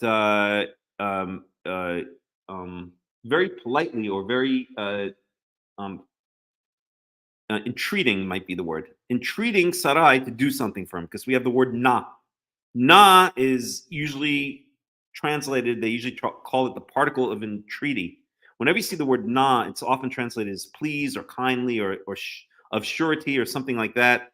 But really, it's kind of a polite word. It's almost, again, like if you would tell someone, would you go, could you go to the store and get me a bag of potato chips? Or if you add the word, would you kindly go to the store and get me a bag of potato chips? It's this extra added word in there, which expresses a kind of humbly requesting something. In fact, let's see how they translate na here. now. That's a horrible translation. We'll go to maybe some of the other translations in a second. But basically, Abraham wants to ask Sarai to do something. He's not forcing her to do it, but he's really saying, listen, Sarai, I really am asking you, please do this for me. Okay. Of course, it's also in his eyes, he's doing what's best for her. Okay. So hine na. So I know that you are a very beautiful woman. Okay. Or I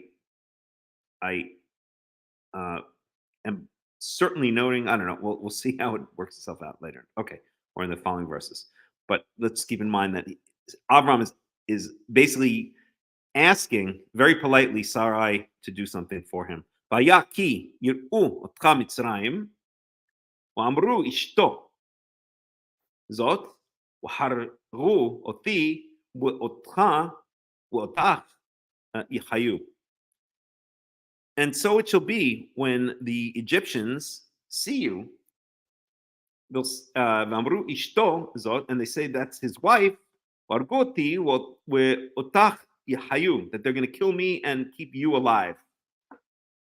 So that's a strange statement in a certain sense. So now we see why Abraham is really practically, again, I don't want to use the word begging, but really entreating his wife Sarai to do what he's about to ask, which is that she pretend to be his sister, because he's afraid that these Egyptians are so lacking in any kind of morality that they'll kill him and take her as a captive woman.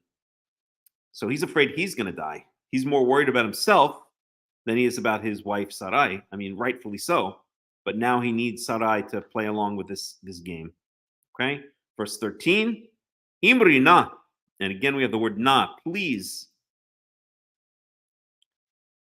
say, please, that you are my sister. Lem'ani tavli ba'avorech, in order that it shall go good for me because of you.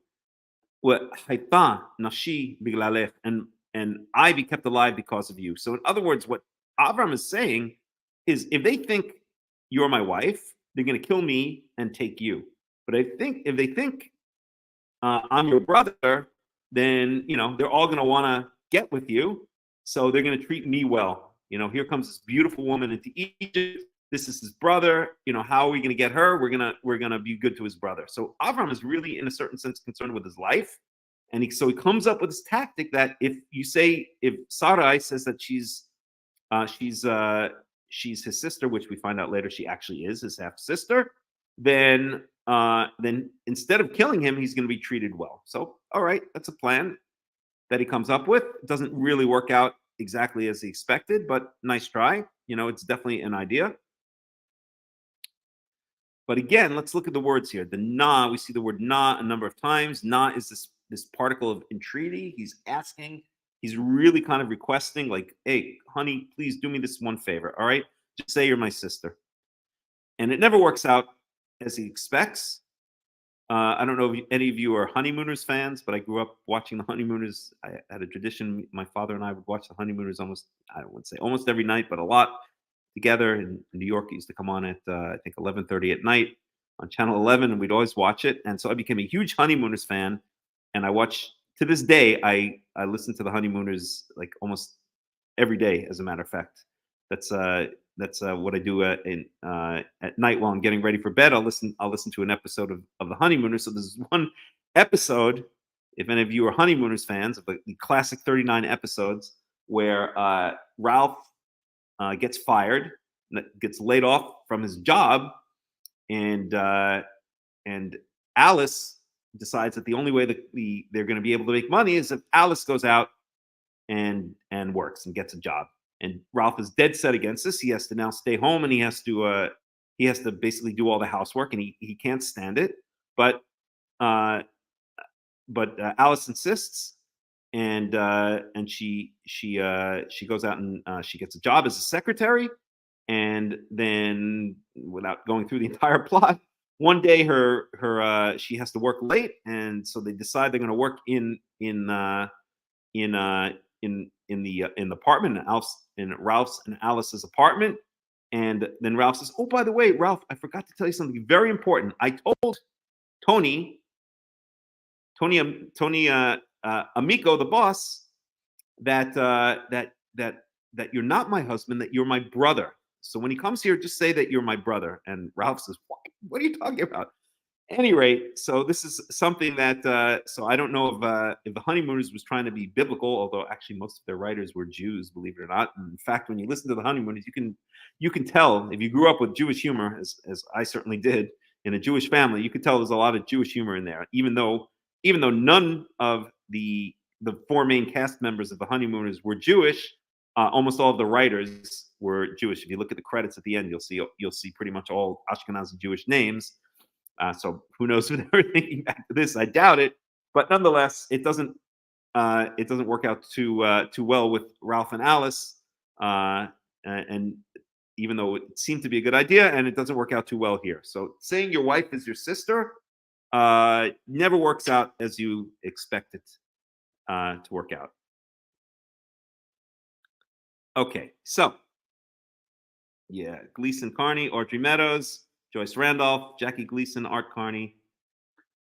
Audrey Meadows was Alice. Joyce Randolph was Trixie. And the only one of those who are still alive, believe it or not, is Joyce Randolph. I think she's 97 years old now or something like that. She lives, I think, in the Upper West Side in Manhattan.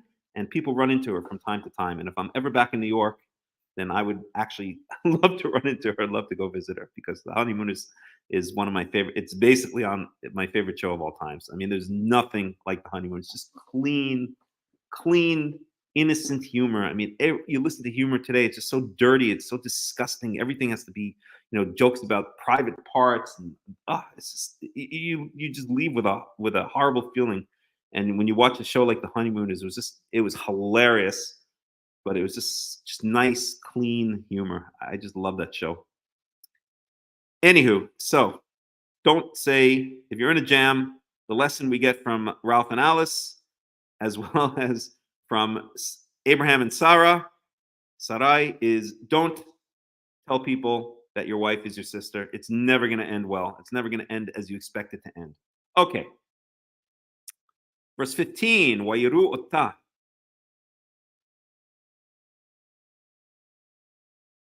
Sarai, Paro, wa yahalalu ta el Paro, watkah isha beit Paro. So just as Abraham predicted, so the officers of Pharaoh, and this is the first time we have a mention of a king of Egypt called Pharaoh. Of course, it's not a name, it's not a proper name, it's a title. And Yahalalu ota el Paro, and they praised her to Pharaoh. Yahalalu ota. It's the same word as hallelujah. Hallelujah means praise Yah, praise Yahweh. Here it means Yahalalu ota. They praised her to Pharaoh, El Pharaoh. Watkach isha beit Paro, and the woman was taken into the house of Pharaoh. So just as Abraham predicted, they took a liking to Sarai, and her name got around to Pharaoh, and Pharaoh decides he's going to add her to his harem, haram. Wu le'Avram hitiv be'avura, and they treated Avraham well because of her, just as Avraham had predicted. Why he lots on bakar hamorim wa avadim wa shfachot ve'atnonot uge rimalim. So they gave him a lot of stuff, including flock animals, herd animals, donkeys, slaves, male slaves, female slaves. Atonot is another form of donkey, and camels. And this, of course, naturally perhaps takes us to our, find it for a second. Let's see what I do with that. Why is this thing so damn slow? Okay, I gotta do something about that. Let me see here. 1 second. Just give me a second, please. Let's see if we can find it. History. No. Okay, give me 1 second here. I'm going to bring up our animal names.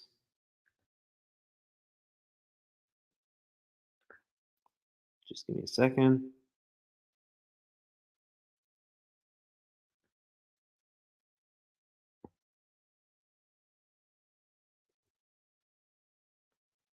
Maybe I need to uninstall Chrome and reinstall it. That's probably what I need to do. Okay. So Torah sheets.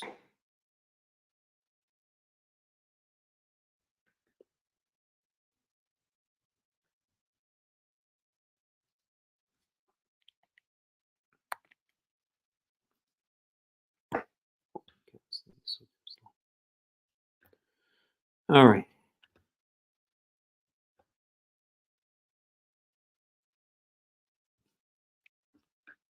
Okay.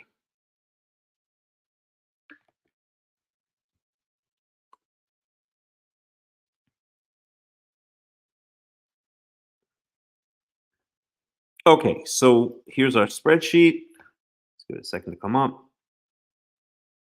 And somewhere we have our animal names. Here it is, animal terms. So, yeah, it's all there, but we're not going to do it. We're not going to look for it right now. Let's look for aton. Here's aton. Okay. So it's okay. So chamor is a male donkey, and an aton. Let me make this a little bit larger.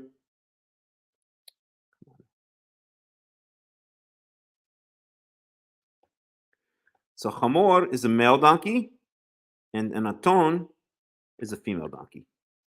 There we go. So atonot is female donkeys. Chamorim is male donkeys. It's male donkeys, male slaves, female donkeys, and of course, gimalim is camels. Okay.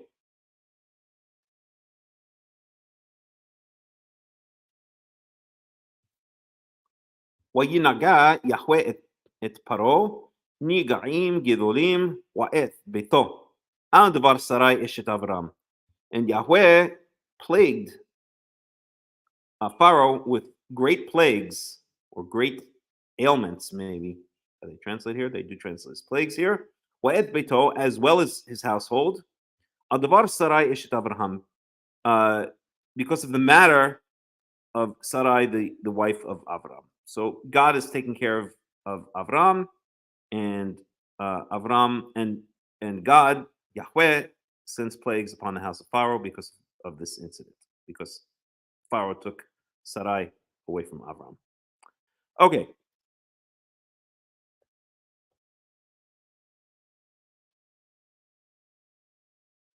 Brother Ralph, Honeymooners on YouTube. Well, you can get them all, actually. If you look around on YouTube, you can get most of the 39 classic episodes. And I actually found a website where I was able to download all 39. So I don't even go to YouTube anymore to look for them. But yeah, it's classic stuff. Okay, verse 18. Wa'ikra פרעה לאברהם, ויאמר מה זאת עשית לי? למה לא? הגדת לי כי אשתך היא. And Paro called to Avram and said, what have you done to me? Why did you not tell me that this is your wife? So now Pharaoh gets it.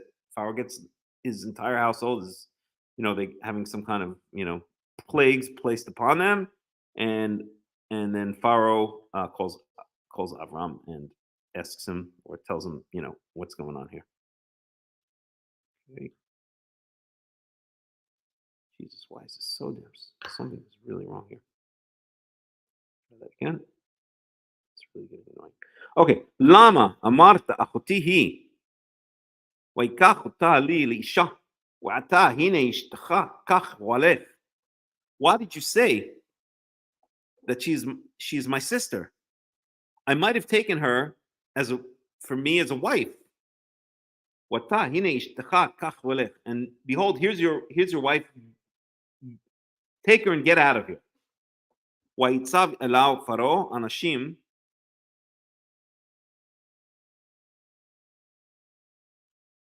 ויצב אליו פרעה אנשים וישלחו אותו ואת אשתו ואת כל אשר לו. So he basically he appointed people over him. Pharaoh appointed people over him, and we're talking about over Avram And they sent him and his wife and all he had away. Basically, they kicked him out of Egypt because of this incident. So it didn't work out. It didn't work out well. Avram went down there to try to get away from the famine, and in the end, what happened was that he gets kicked out of Egypt. There's a whole big controversy with Pharaoh.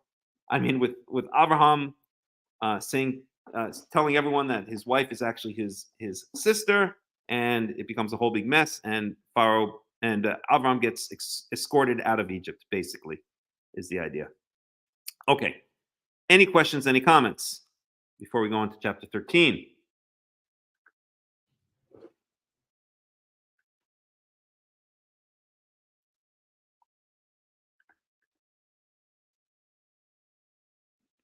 Okay, let's go on to chapter 13 here. Okay. So let's recap. Where has Avram been so far? Avram grew. There are a number of places that he's been so far. Okay, and in fact,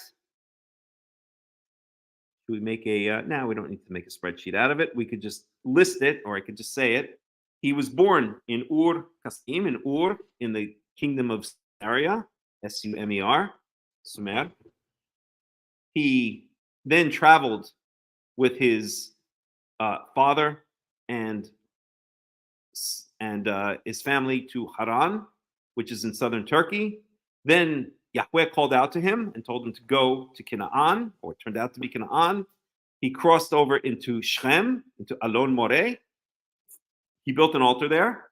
From Alon Moreh, he went to Beth El. He built another altar there. Then he went down south into the Negev area. And then from there was a famine, and he went down into Egypt.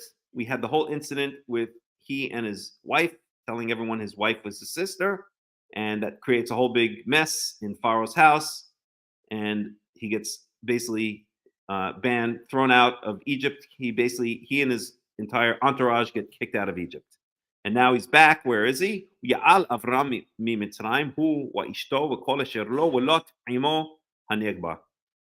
So Avram went up from Egypt, and notice the word went up.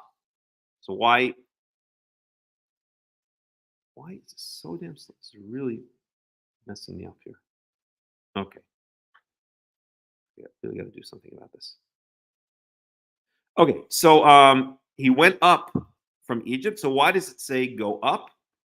Well, the usual understanding is that Israel is hill country. At least central Israel is hilly, whereas Egypt is flat. So to go up might mean go up into the hill country. Although here he's in the Negev, it's not really hilly there.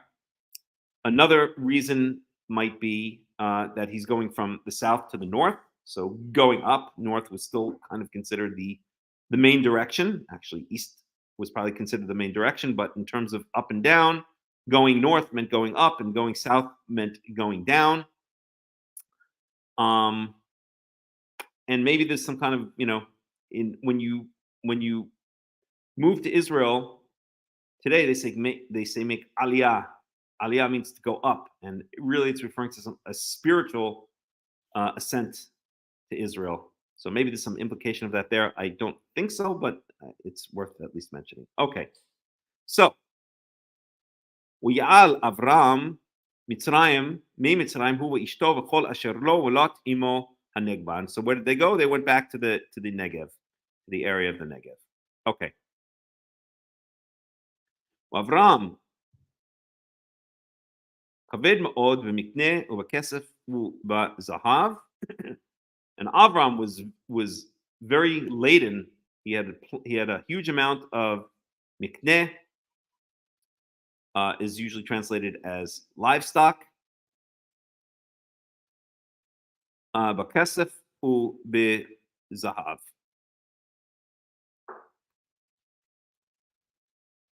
Excuse me for 1 second.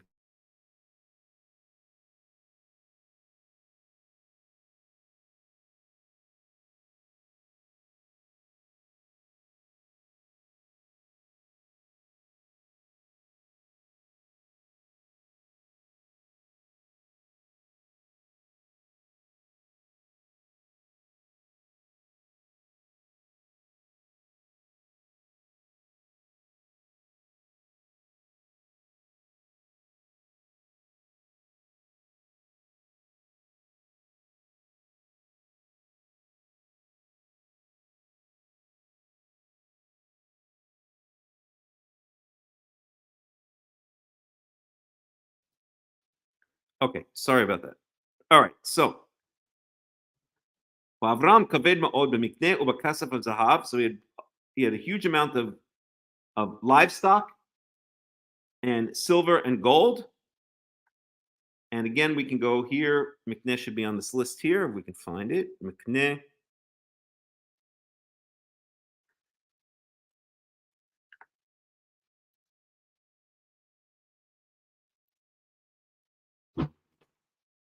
One second.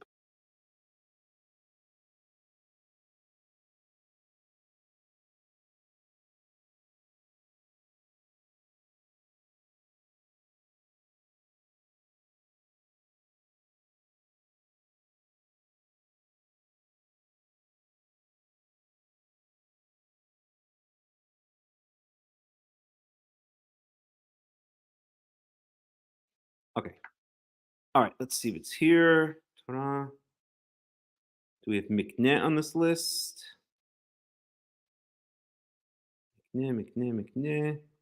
Guess we don't, so we should add it to this list. Oh, here it is, Mikneh.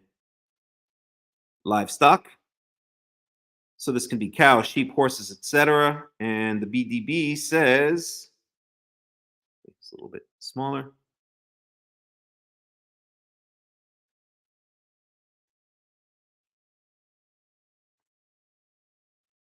No, maybe it should be bigger. Okay. So it's cattle in general, including cows, sheep, horses, asses, camels, any or all of them as purchasable domestic animals. So that's what mikneh means. It literally means purchased, that which is purchased, or lot, or animals which have been purchased. It comes from the underlying root kana, liknot, which means to acquire or purchase. And so mikneh means purchased animals, usually translated as livestock. Okay. Right, there it is, mikneh. Okay, so Avram at this point was very rich. Verse 3. Yelech למשעו מנגב ועד בית אל, עד המקום אשר היה שם אוכלו בתחילה בין בית אל ובין העי. So he goes back from the Negev. So now he's back to the Negev, and now he goes back to Bet El, and he goes back to where he'd originally pitched his tent. Remember, it said earlier he pitched his tent where? Between Bet El and Ai. I think Bet El was to the west, and Ai was to the east, or was it the other way around? I think Ai is east of Bet El. Let's look for a second. One second here. לבית אל, מיית אל מיים. Here it is. So he pitched his tent with Bet El to the west and Ai to the east. So Ai to the east, Bet El to the west. And now he goes back to that exact same place.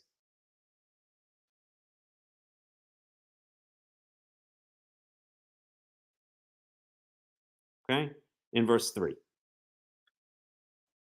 Remember, what is Ai? Ai is the second city that the Israelites conquer. Right after conquering Jericho in the book of Joshua, they conquer Ai.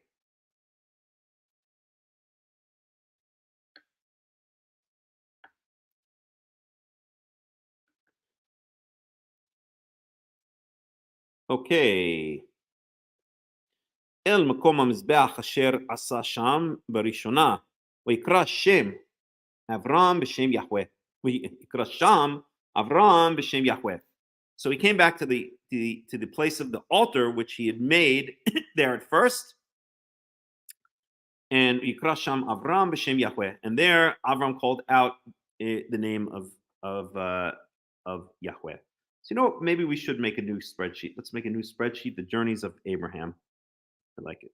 I like the idea. I don't think I have such a spreadsheet already, or maybe even the journeys of the patriarchs. I think that'll be good. So let's grab this, because we see these names come up again and again and again and again and again. All right, so I could just duplicate this one. Duplicate. really wrong here. Figure out what's going on. Okay. Journeys of the, I'll just say patriarch journeys. Patriarch journeys. Okay, so let's give it a nice different color. I don't know. We'll go for orange. All right. I don't know. We're calling this journeys of, not oof, journeys of the patriarchs.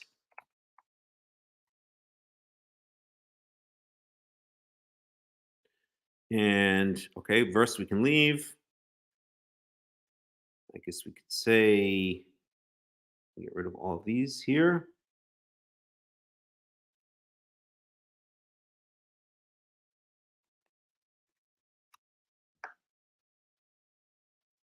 We could say, so verse, place, I don't know, comments. If anything else comes up, that back in.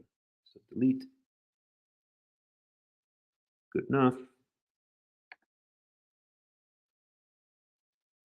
All right, so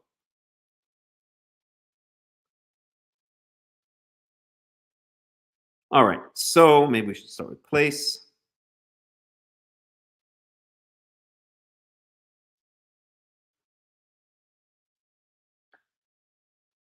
No, do verse. Let's do it this way. Verse. So really, really wrong with this thing. Place name, we'll do English and Hebrew. Start one column right. So place name in Hebrew.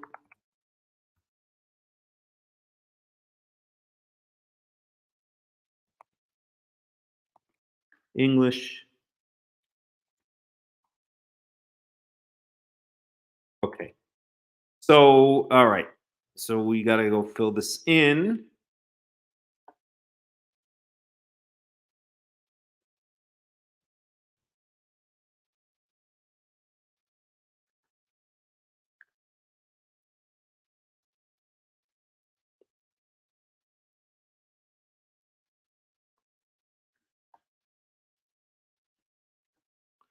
So the first place, when we first meet Avram,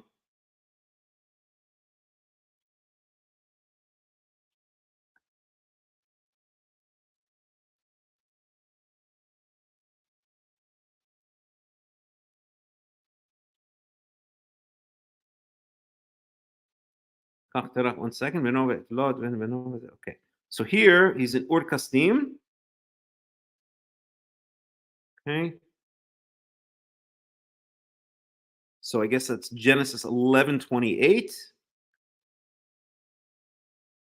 Move this over here. So verse Genesis 11:28.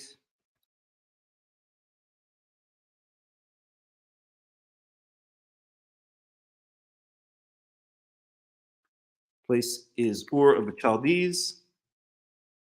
Oops.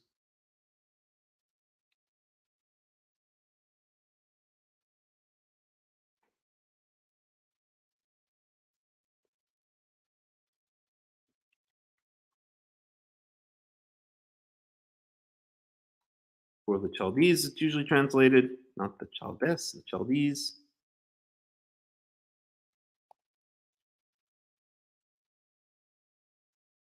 In Hebrew, it's Ur Kasdim.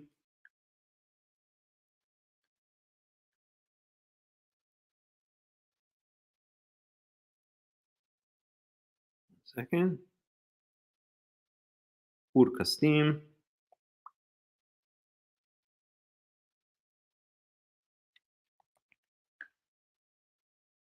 Okay.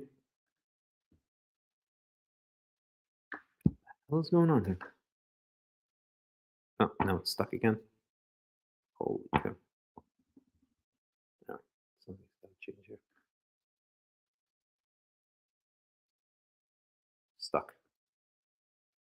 Now it's doing this stupid thing. All right.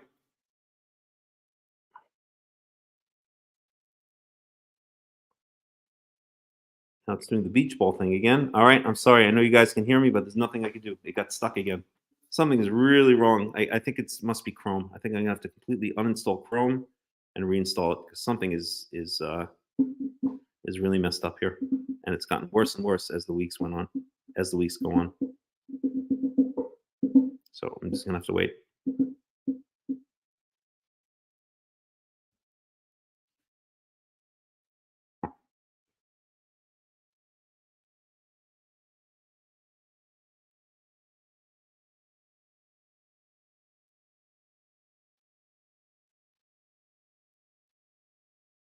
Mm-mm-mm.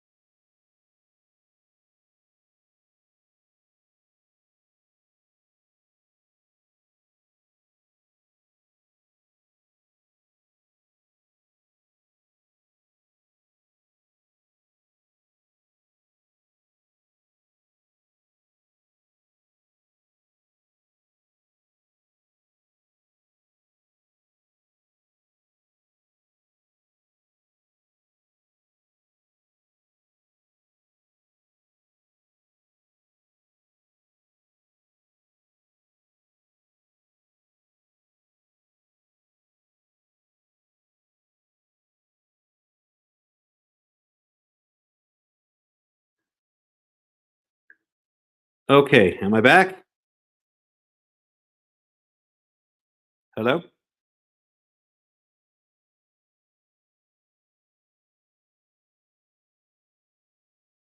Testing 1, 2, 3. Can someone let me know if I'm back?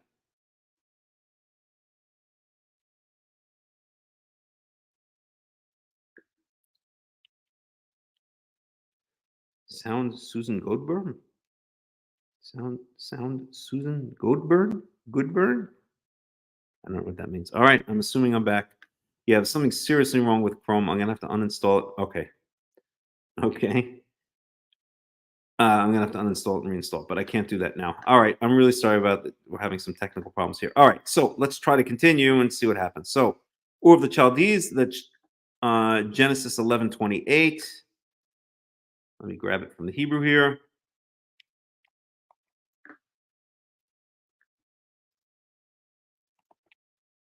So that's Ur Kasdim.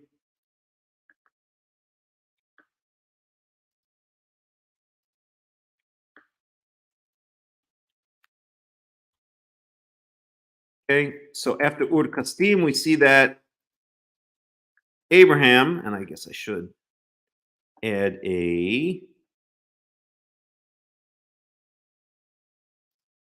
another column, which is which patriarch we're talking about. Insert one column left.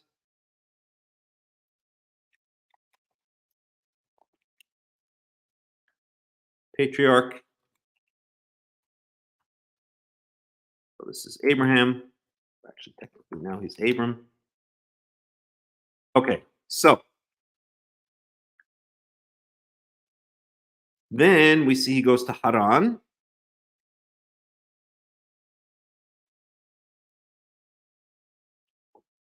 So Haran, that's in Genesis 11:31.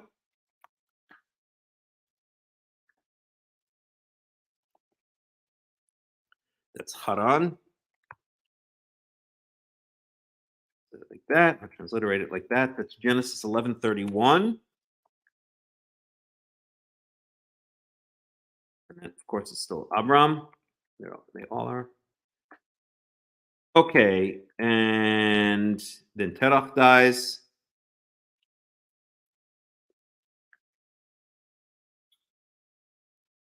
I guess we can add Terach dies.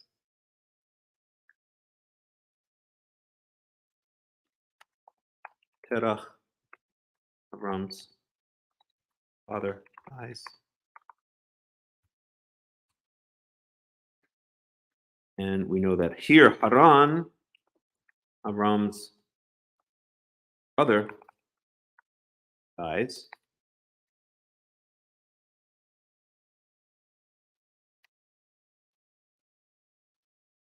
Okay, so that's Haran.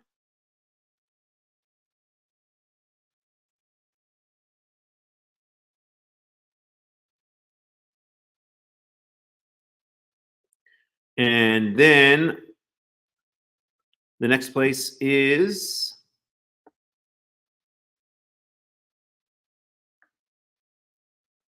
let's see, 70 שנה ותיתו מחרן ויקח אברהם את שרה אשתו נפש אשר עשו ויצא וללכת עד כנען ויבוא עד כנען ויעבור אברהם בן למקום שכם. So שכם עד אלון מורה. That's the next place.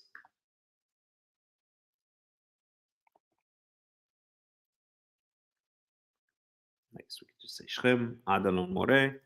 So that's Shechem.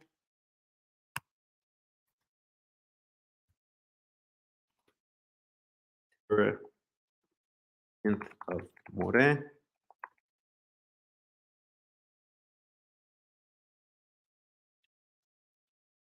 And then Abram builds an altar here.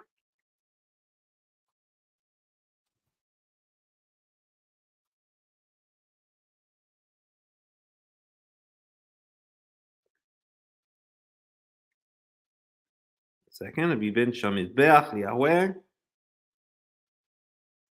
Okay. And then he goes to Bethel. So next stop is Bethel. Okay, so first of all, Shechem that's Abram.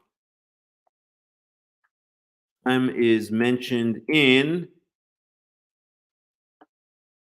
that's Genesis 12:6.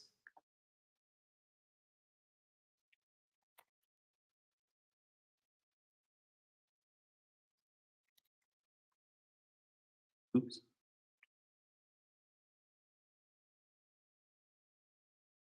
Genesis 12:6 here.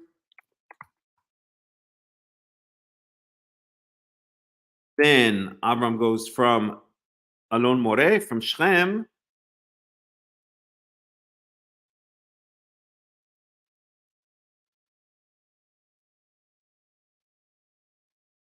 Second, and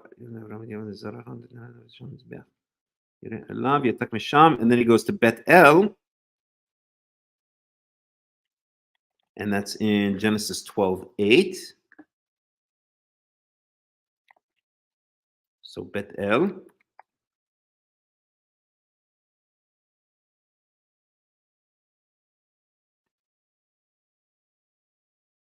And Avram builds an altar here.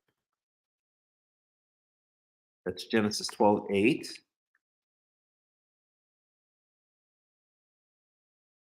Avram.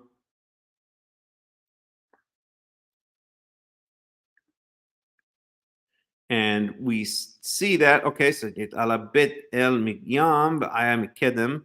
So Bet El to the west and Ai to the east.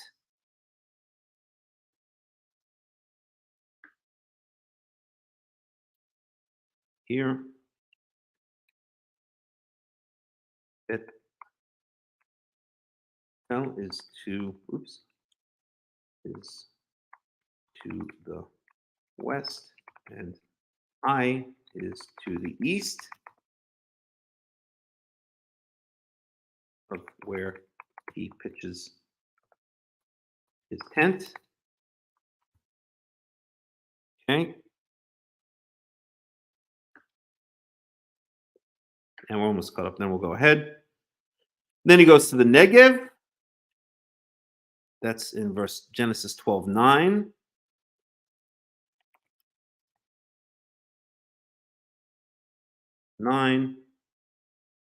Avram. So he goes to the Negev, Hanegba.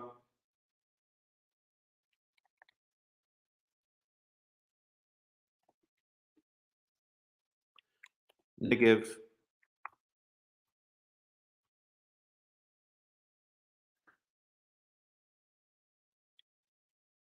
And then he goes down to Egypt. Okay.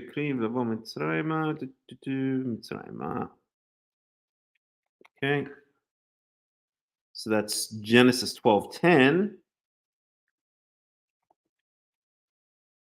And it's, I guess we can say Mitzrayim. Although that's not the. Let's leave it as Mitzrayim. That's fine. Okay. Oops.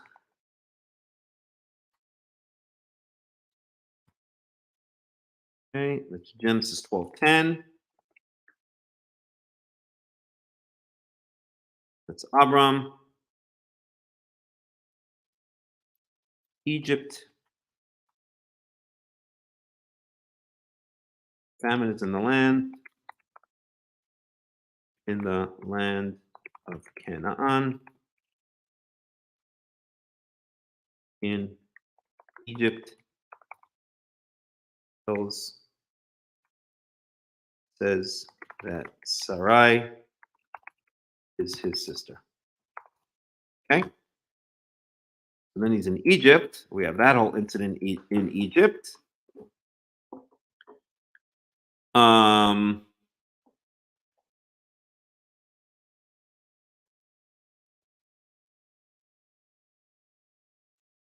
then he gets kicked out of Egypt, and then he goes back to the Negev.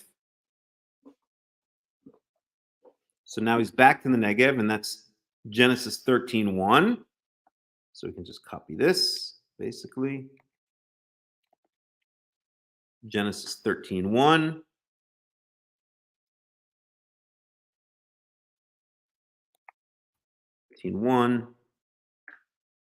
And Hanegba, back to the Negev. That's Abram. Okay, and then we're almost caught up. Yelech Masav and Negev at Bethel, and he goes back to Bethel to where he was. So that's Genesis 13:3. Then we're caught up.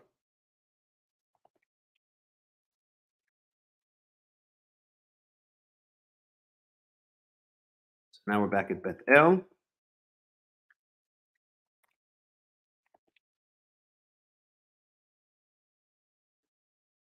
So I can have here after getting kicked out of Egypt.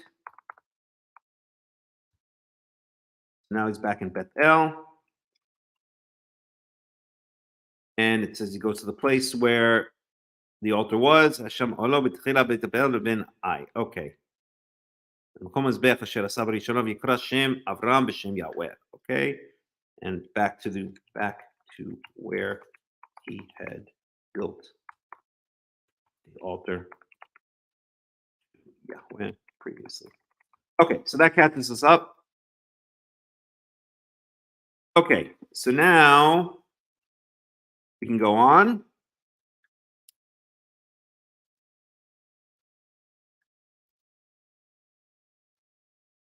Oh, I don't even have the screen shared. My bad. Let's try that again. Window, Toida. Okay. So, right. So here we are. So we're in Genesis 13:4. He's back in Bethel.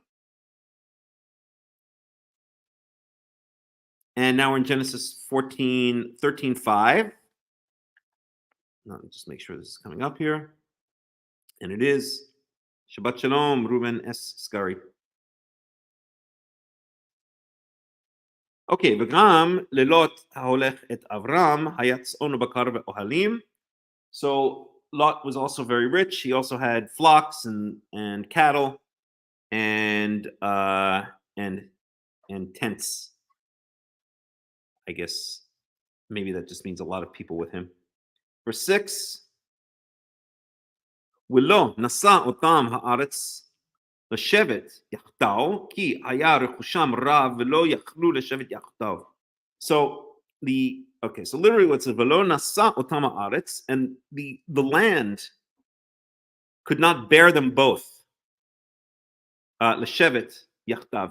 It could not bear for them both to dwell there. כי היה רכושם רב, because they had a great amount of possessions. So they couldn't live together. They couldn't dwell together. Basically, this is where Lot and Abram are going to part ways. And the reason being, they have so much property, so many flocks, so many sheep. Imagine, we're talking about, shepherds that have not just shepherds, but, because they also had cattle, right? They have lots of cattle. They have lots of sheep. They have lots of servants. They have lots of slaves. They have these huge households, and they decide they just can't live together anymore. It's too big. They've got to split into two. ויהי ריב בין רועי מקנה אברהם ובין רועי מקנה לוט, והכנעני והפריזי אז יושב בארץ. So there was an argument between the shepherds, or the livestock caretaker, Avram's livestock caretakers and Lot's livestock caretakers. And then we're giving a list of the Canaanites and the Perizzites were in the land, were then dwelling in the land. Okay, so where is this all leading to? Verse 8, ויאמר אברהם אל לוט, אל נא תהי מריבה ביני וביניך, ובין רועי ובין רועיך, כי אנשים אחים אנחנו. So Avram says to Lot, let there not be tension between me and you, and between my caretakers and your caretakers, because we are brothers. Because the two of us are brothers. I'm paraphrasing a little bit, but that's the basic idea.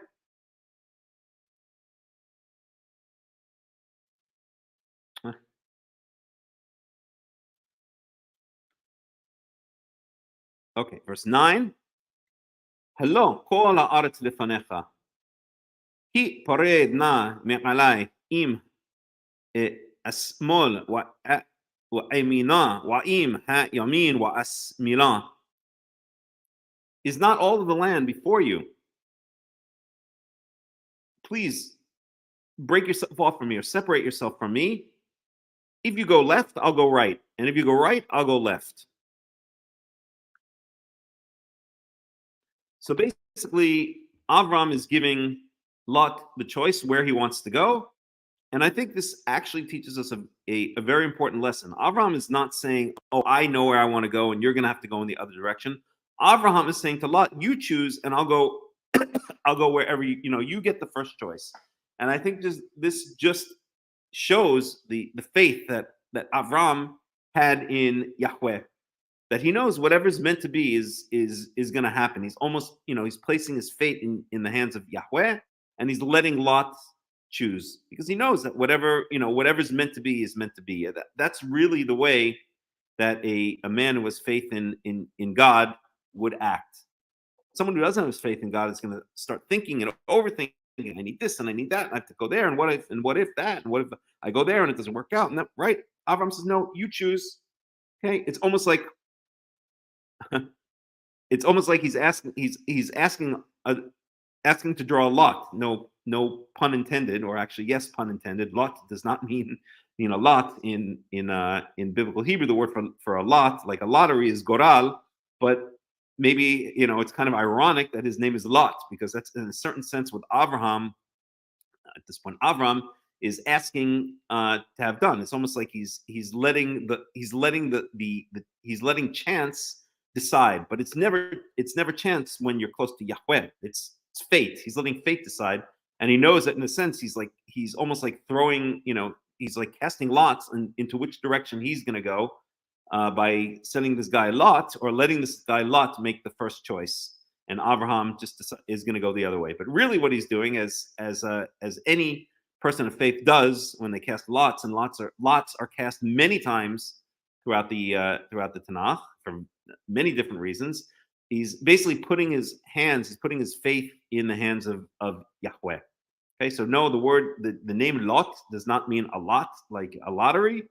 The ancient Hebrew word for that is goral. I'm kind of making a play on words, but it is interesting, and I'm not saying there's any hidden meaning here because I don't believe in that stuff. But it is, I guess, ironic or interesting that we can remember Lot for, in a certain sense, being Abraham's lot, being his lottery. He's allowing Lot to choose which way he's going to go, and then Abraham. It's almost like Abraham again is casting this lot and letting fate or letting destiny decide which way that he's going to end up going. And of course, Lot, or destiny, chooses a bad direction. More, I should say like this, Lot obviously, well, we're going to see what he sees. Okay. We see the hand of God here very clearly.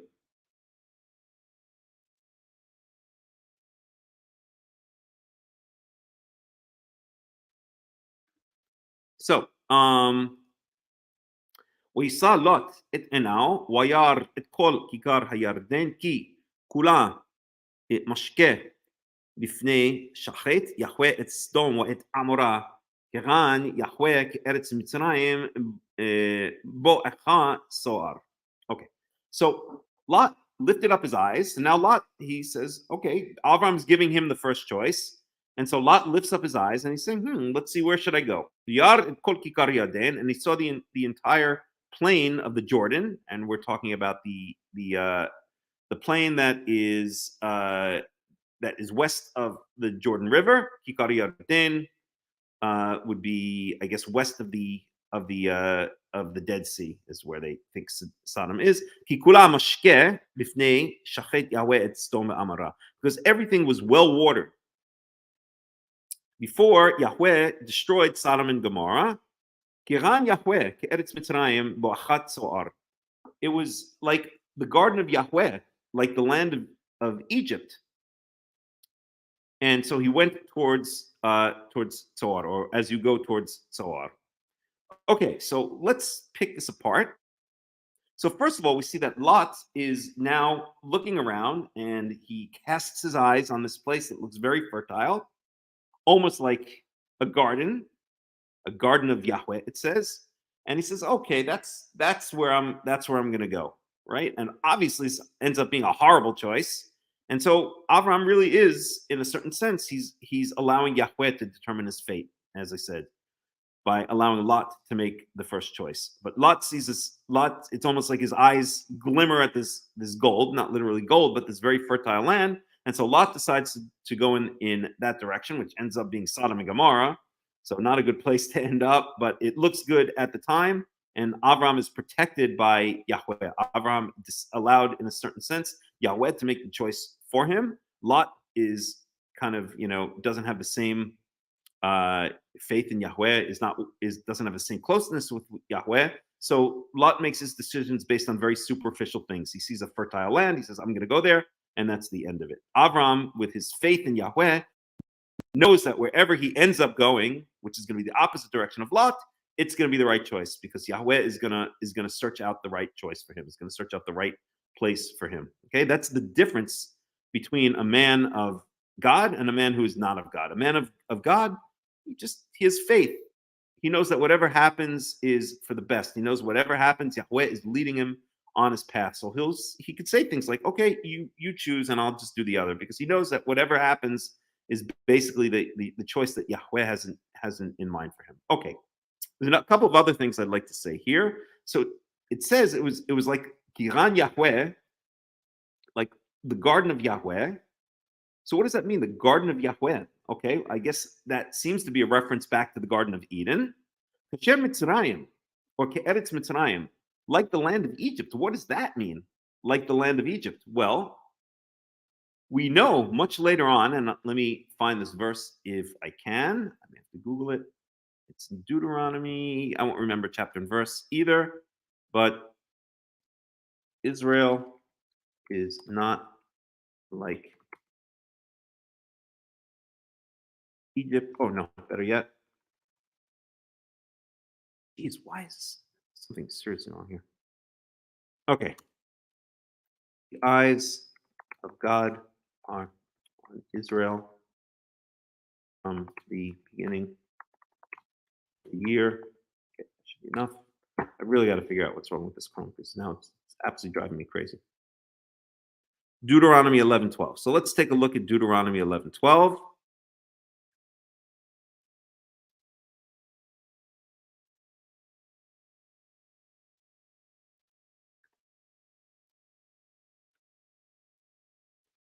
Just checking here to see everything's okay.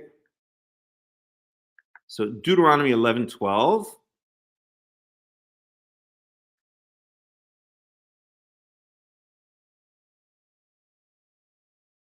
So this is, of course, during one of Moses' speeches. And I'll just paraphrase here. So keep all of these commandments, and you'll inherit the land.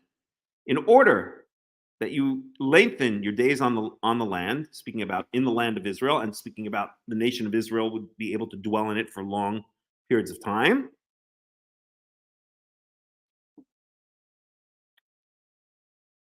Keep my commandments. And then we have in Deuteronomy 11:10, Ki haaretz asher ata ba shama lerishta, because the land which you're going into to inherit or to take over, lo ke'eretz Mitzrayim. It's not like the land of Egypt.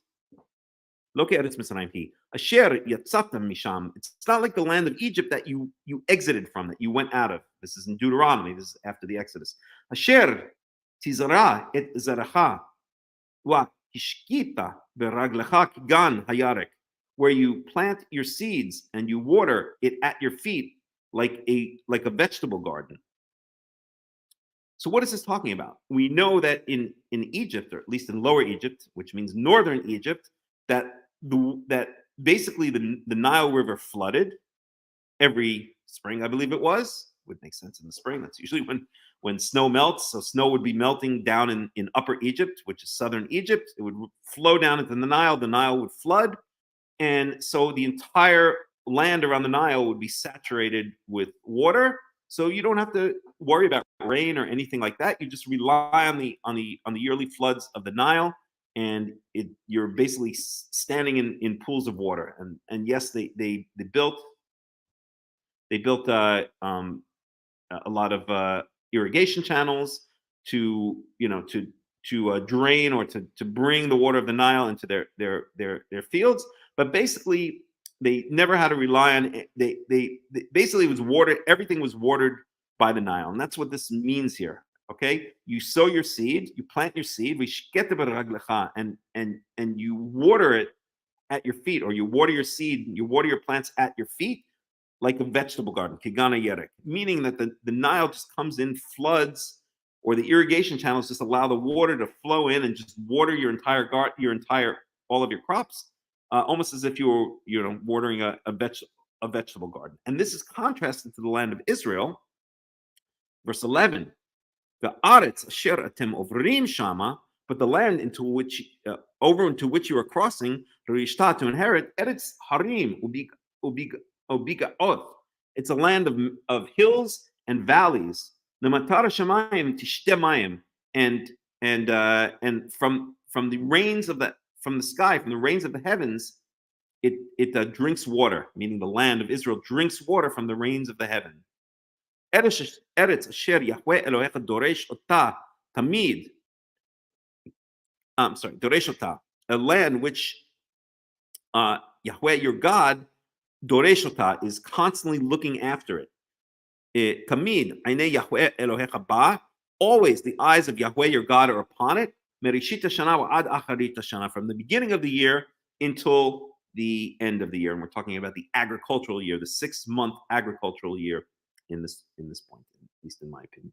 Maybe not. Maybe it means an entire year. I don't know. That's another story. Okay. Anywho, so we see this contrast that Egypt is a place where the water just flows into your fields at your feet. You don't have to do anything. You just rely on the flooding of the Nile River each spring, as opposed to the land of Israel, which is not watered by the flooding of the Nile. It's a land of hills and valleys. And so it relies on rain from heaven, and Yahweh always has his eyes on it. He's always bringing the rain in its right time. Yoreh u'malkosh, the early rains, the late rains. You need rain from the heaven. You cannot rely on this constant yearly flooding of the Nile, where you're just it's watered like a garden at your feet. Okay, so that's what Egypt is, and that's what this is referring to here. Okay, let's read this verse again, and we'll see that Lot, when he chose the Kikari Yarden, the plains of Jordan, or the plains near the Jordan River. So why did he choose it? Kigad Yahweh, Eretz Mitzrayim. It's like the garden of Yahweh, like the land of Egypt. Well, we see here that the land of Egypt was called was compared to, okay, like a vegetable garden. That's what Egypt was compared to. Okay, it's like the land of Egypt as you go towards, as you come towards Tzoar. Tzoar is another city. So what Lot sees is he sees this easy. We again see this contrast between someone who really doesn't have faith in Yahweh, who sees this place which is fertile, which is water, just like Egypt is. It's just the water is just flowing there. You don't have to work very hard. You don't have to rely on Yahweh. It's just the water just comes to you, basically. And that's what Lot, it's almost like he sees gold and he says, I'm going to go in the direction of the gold. He just goes there into that direction because he thinks he's going to have an easy life there. He's looking at in a very superficial way. And let's contrast that with Abram. Abram is taking his chances, not taking his chances. He's allowing Yahweh to decide his fate by allowing Lot to choose first. Lot, we could say, is like a lottery. By allowing Lot to choose first, he's going to take whatever's left over. And so you'd think, well, Lot's getting the better deal. He's choosing the thing that looks fertile. He's choosing the land that looks easiest to cultivate. He's choosing a place that looks like a gold mine for anyone who has livestock or maybe who wants to do farming. And Avram's going to get left with the sloppy seconds, but it doesn't turn out to be that way, does it? Avram he left his faith in Yahweh, and his leftovers, whatever was left over for Avram, turned out to be the right choice. And Lot turned out to be making the horrible choice. Because where did Lot end up? We know he ended up in Sodom, and Sodom was destroyed. Okay, so it's a contrast between the way that a man of Yahweh, a man of God, makes his decisions, relaxed, knowing that whatever choice is made or whatever happens to him in his life, that is Yahweh's fate. So he's able to say, okay, you decide what you want, and I'll take whatever you don't choose. Okay, knowing that Yahweh is going to lead him in the right direction. But Lot is just the opposite. Lot is not a man that has any particular faith in Yahweh, at least certainly not to the degree that Avram does. And so he sees his eyes, when he sees the gold, his eyes start glittering, and he goes towards what he thinks is going to be an easy life for him. And it does not end up being the right choice. It ends up being a horrible choice because he ends up getting stuck in Sodom, which is destroyed, and his wife dies on the way out, as we know. Okay, so I think it's a very interesting contrast between. It's a very interesting contrast between the way that a man of God operates in his head and a man that is not a person of faith operates in his head. Okay. Research regenerative grazing. It's interesting how it made simple things to function within his creation, then try saying cow farts are killing the planet. Okay. All right. Any questions, any comments? Okay. So let's go on. Let me just let the cat in because the cat's crying. So just give me 1 second here.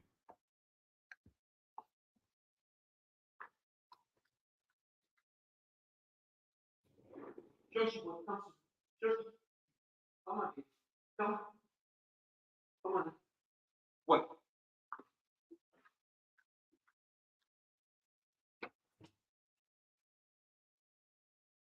Oh.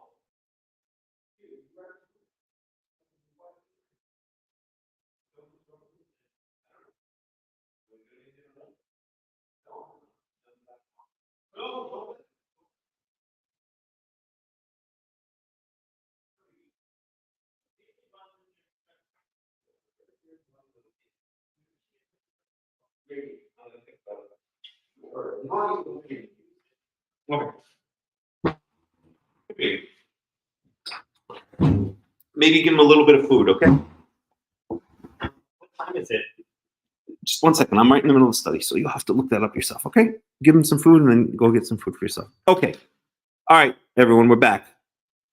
So,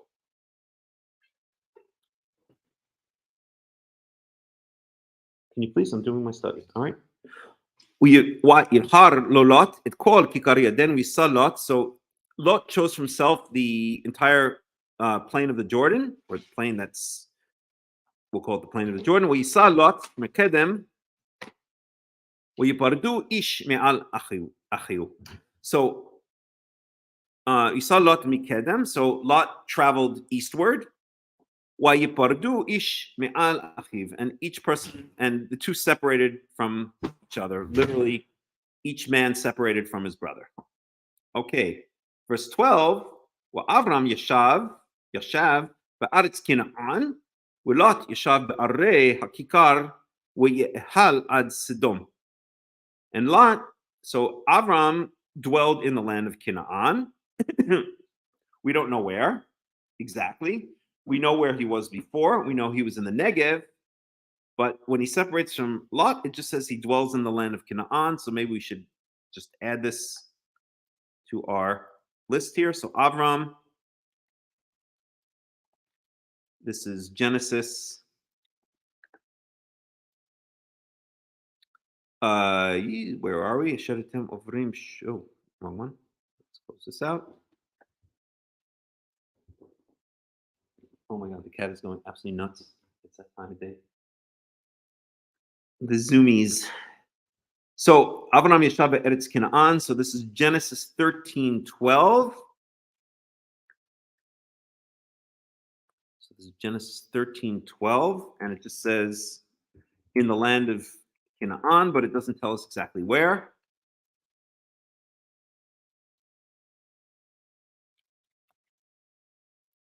So we'll specify that in the comments. Oh my God. The land of Canaan, unspecified. Oh, we'll just leave it like that, and I'll put it in the comments. Exact location, unspecified.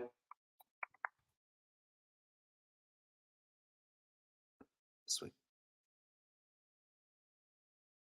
After he separates from Lot, who heads to the Jordan Plain, ends Avram's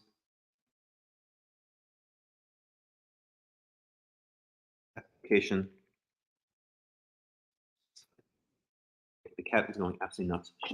I'm sorry. Shohan, you're going crazy. You are going absolutely nuts. Sweetheart, come here. Come here. He's going absolutely nuts. And he's not even the food. But I gotta do this stuff. He's going nuts. I don't know. He's going absolutely crazy. Okay, so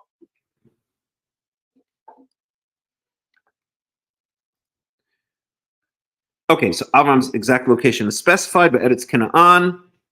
So that's Genesis 13:12.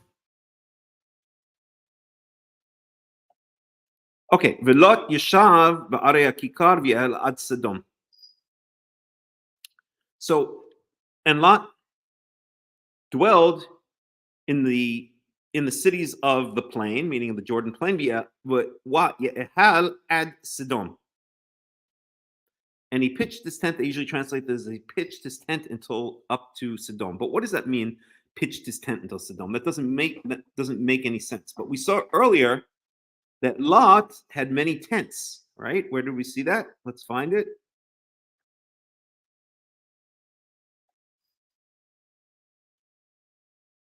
Let's find it.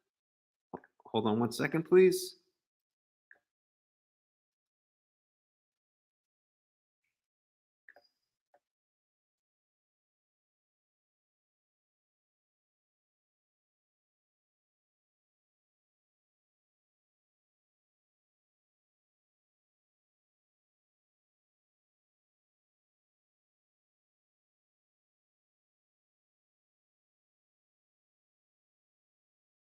Thank you. All right, so where was it? So Avram kaved ma'on nevizaham and makom asher ayah beit el and makom 1 second velo nasa otam haaretz hashevet ki ruchshav rav yachlu shavet yachtav iri ben mer Avraham elot meriba menecha achim anachnu alok. I can't find where it is. Maybe it was in the previous one, but it said that Lot had many tents. So a better translation would be Lot dwelled in the cities of the Jordan plain, and he pitched his tents out to Sodom, right? Because he had many tents. He had a lot of livestock. He had a lot of servants. He maybe had a lot of people working for him. So it was like an entourage of a whole bunch of tents. So his tents stretched out right out until the outskirts of Sodom, until Sodom. Okay. Sodom ra'im v'chata'im liyahweh ma'od. And the people of Sodom were evil and sinners and great sinners before Yahweh, or greatly sinning before Yahweh.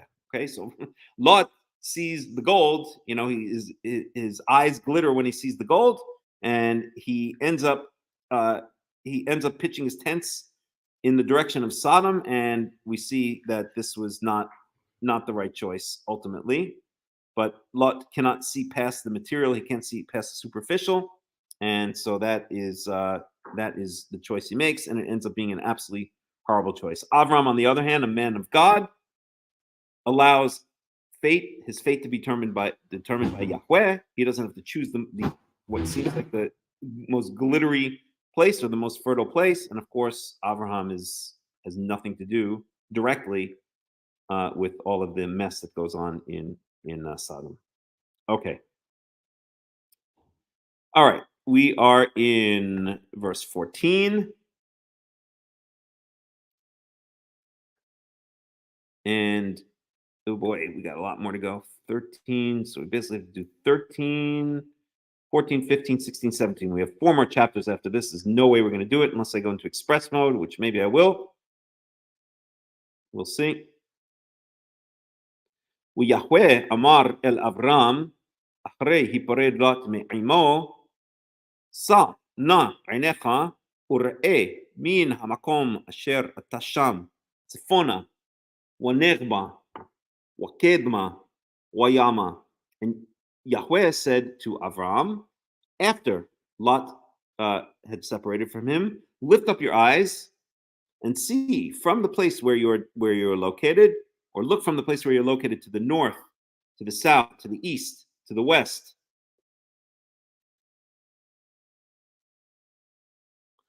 Because all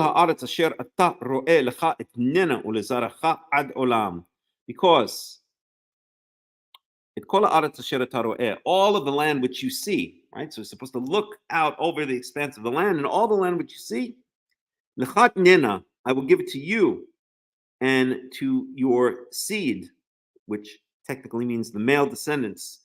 I will give it to you and your seed forever and ever, or as long as the earth exists.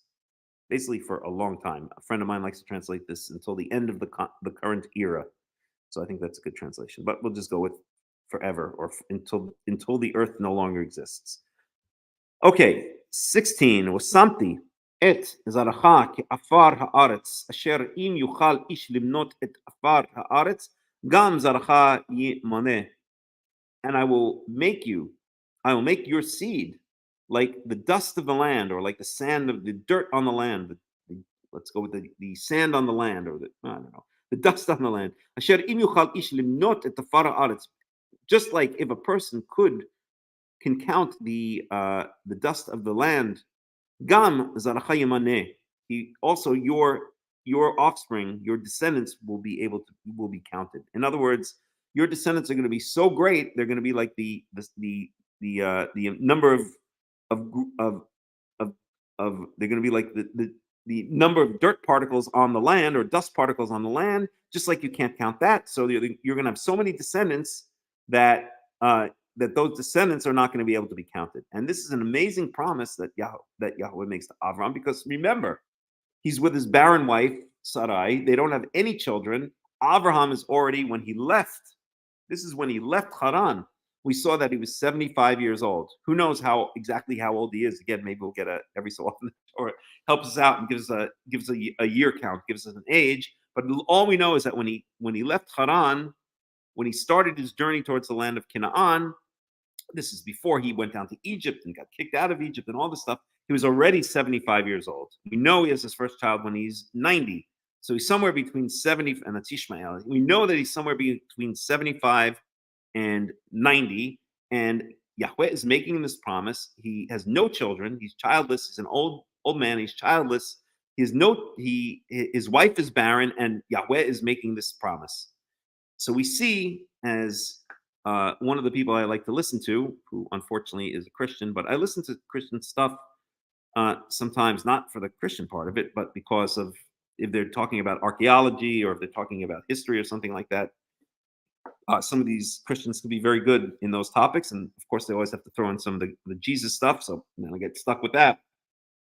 But nonetheless, one Christian guy says that one of the things that defines Yahweh is he makes the impossible possible, and that's true. And he makes the impossible possible for those who are faithful to him and those who love him. So much so that he can tell an old man with a barren wife, an old childless man with a barren wife, that his descendants are going to be so great that they're going to be like the dust on the earth. They're going to be so many of them, they will not even be able to be counted. That's an incredible promise to make to a let's say an 80-year-old man with a barren, a childless 80-year-old man with a barren old wife. But with Yahweh, the impossible becomes possible. 17. Kum hitalech ba'aretz le'orka u'le'rachba ki lecha itnena. Arise and go back and forth, or maybe travel throughout the land, or walk throughout the land through its length and through its width, because I will give it to you.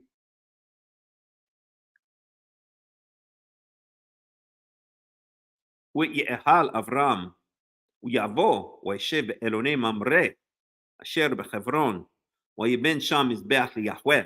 So now he goes to another place, not to be confused with Alon Moreh. Alon Moreh was the first place in the land that he dwelled in. That was near Shechem. That's up around where the Samaritans are. That's in kind of the north eastern Samaria.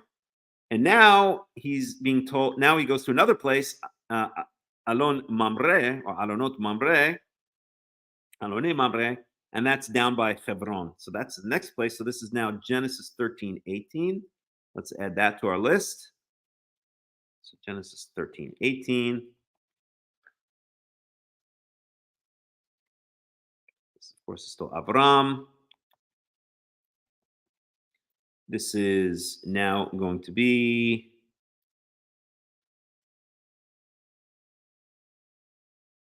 Alone Mamre Asher Bechebron.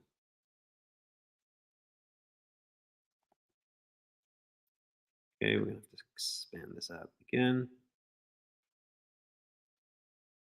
Okay, place. So the terebinths, I think they usually translate that as the terebinths of Mamre. Let's see here. Oaks. Sometimes it translates terebinths, sometimes it translates as oaks. Let's go with oaks. Second here.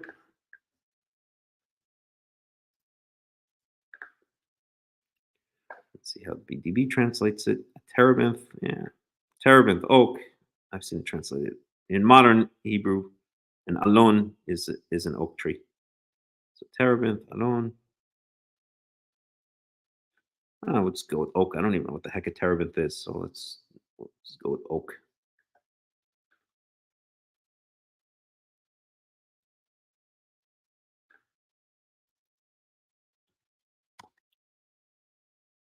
More. And so this is Malon Mamre Asher Bechevron. So this is going to be Malon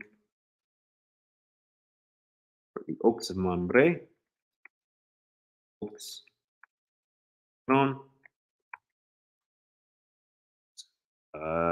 We'll say near Hebron.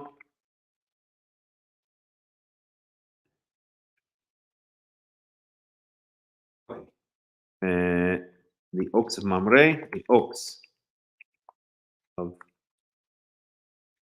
Mamre in Hebron, or near Hebron.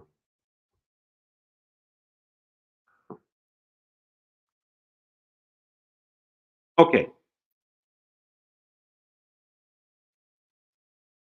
So this is after where tells him to look to the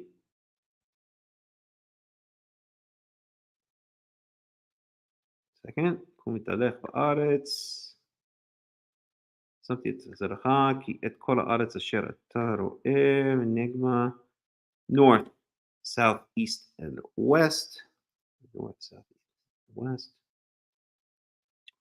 North, south, east, west, and arise and walk.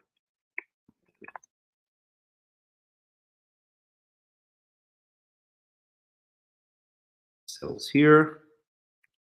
He settles here after Yahweh tells him to look to the north, south, east, and west, and arise and walk the land. Okay, so that's where it is, Genesis 13:18.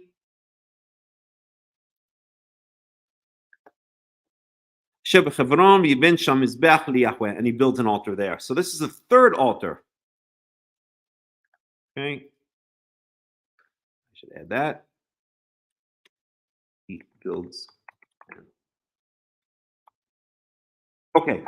So there are three altars that have been built so far that were noted. In fact, let's see how we can do this. Maybe, okay. So Abram builds an altar in Shechem.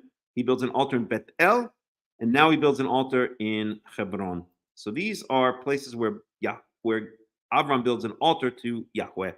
And maybe I'll point this out by, let's see. How can we do this? Let's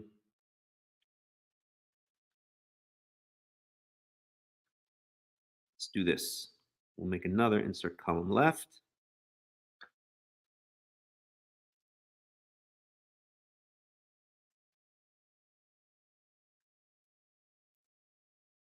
we'll call this altar. Column. And yes, for Shem.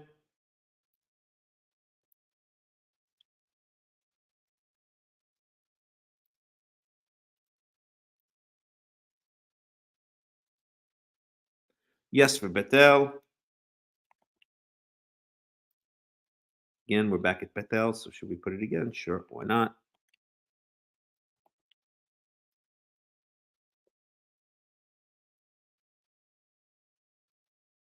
Put this in parentheses because it was already built before.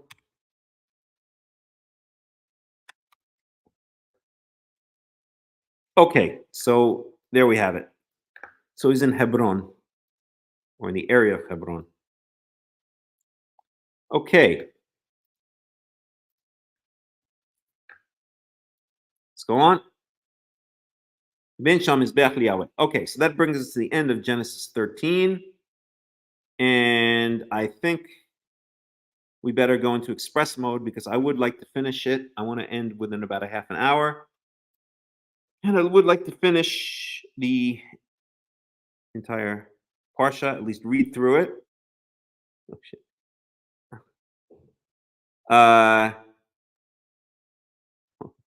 Okay. Someone just sent me something. All right, I'm gonna put it up. Let's see if I can do this.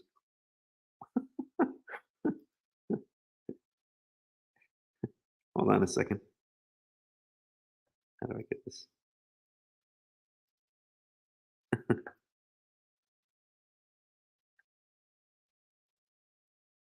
Okay, let's see if I can put this up.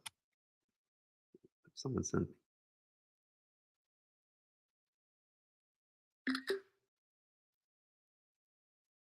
Hold on a second here.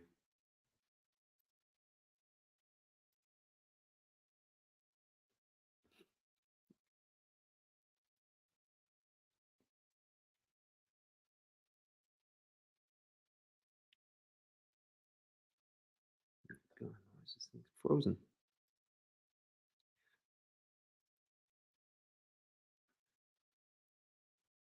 All right, my friend just sent me that. I couldn't resist.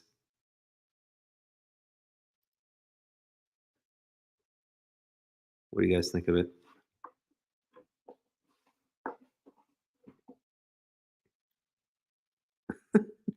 Okay.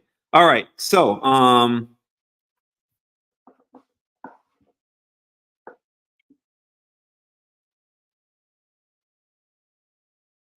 yeah, right.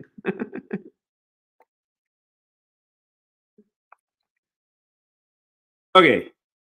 So, let's just send this to a friend. Hold on a second.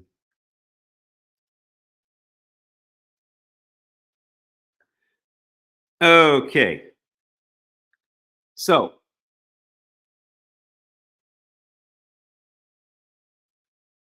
all right. So that brings us to let me get rid of that, to Genesis 14. And I guess what I'm going to do at this point is I'm going to go into what I call express mode. I'm just going to read quickly in the Hebrew. I won't translate into English. I'll give minimal commentary and let's see if we can get through the rest of the Parsha. Before I do we have any comments? Do we have any questions?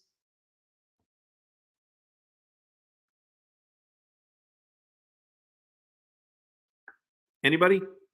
All right, so let's go on. Okay, so we're in Genesis chapter 14. Waihi bimei Rafel melech Shinar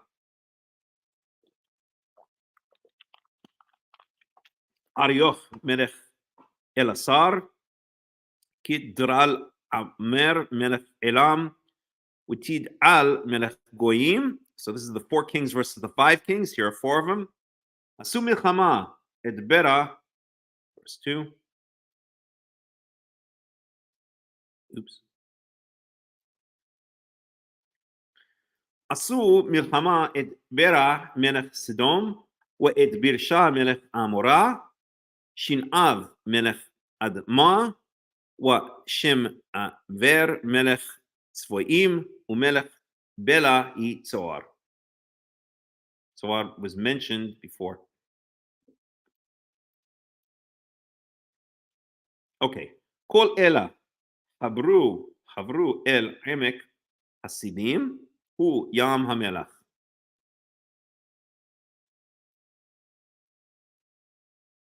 So emek hasidim literally means the seed or side is actually that might be with a samech. My mistake before I say something stupid and incorrect. Let me see something here. Yeah, I guess I'm wrong. 1 second. Yeah. Yeah. No, it's not my mistake. Okay.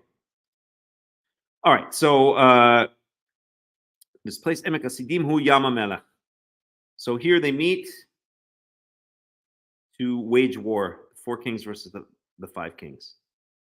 12 שנה עבדו את כדרל עמר ו13 שנה מרדו. Verse 5.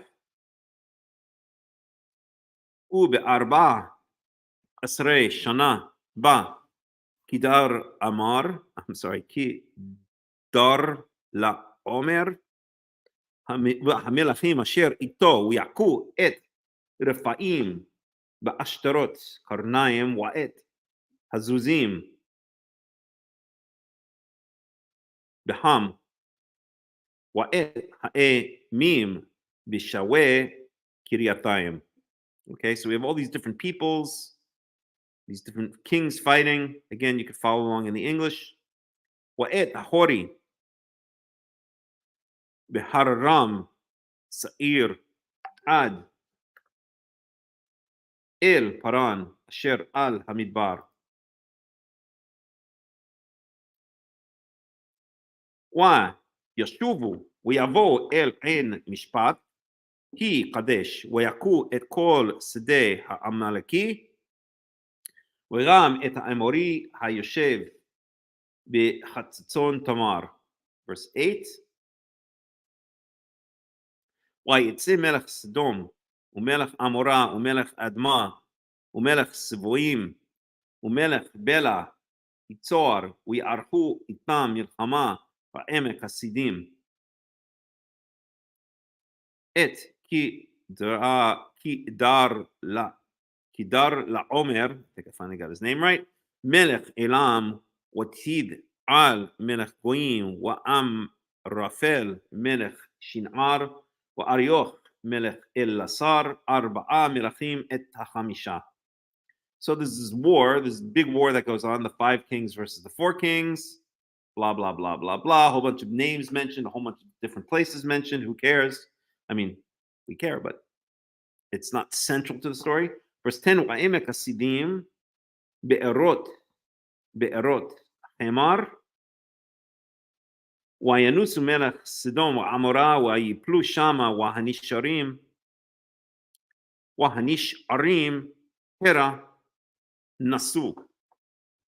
So in the valley of Sidim were basically tar pits, lots of tar pits, be'erot, repetition. And so and so the kings of Sodom and Gomorrah fell into the tar pits, and everyone else fled into the mountains, I guess meaning their soldiers. ויקחו את כל רכוש סדום עמורה ואת כל אכלם וילכו. Verse 12.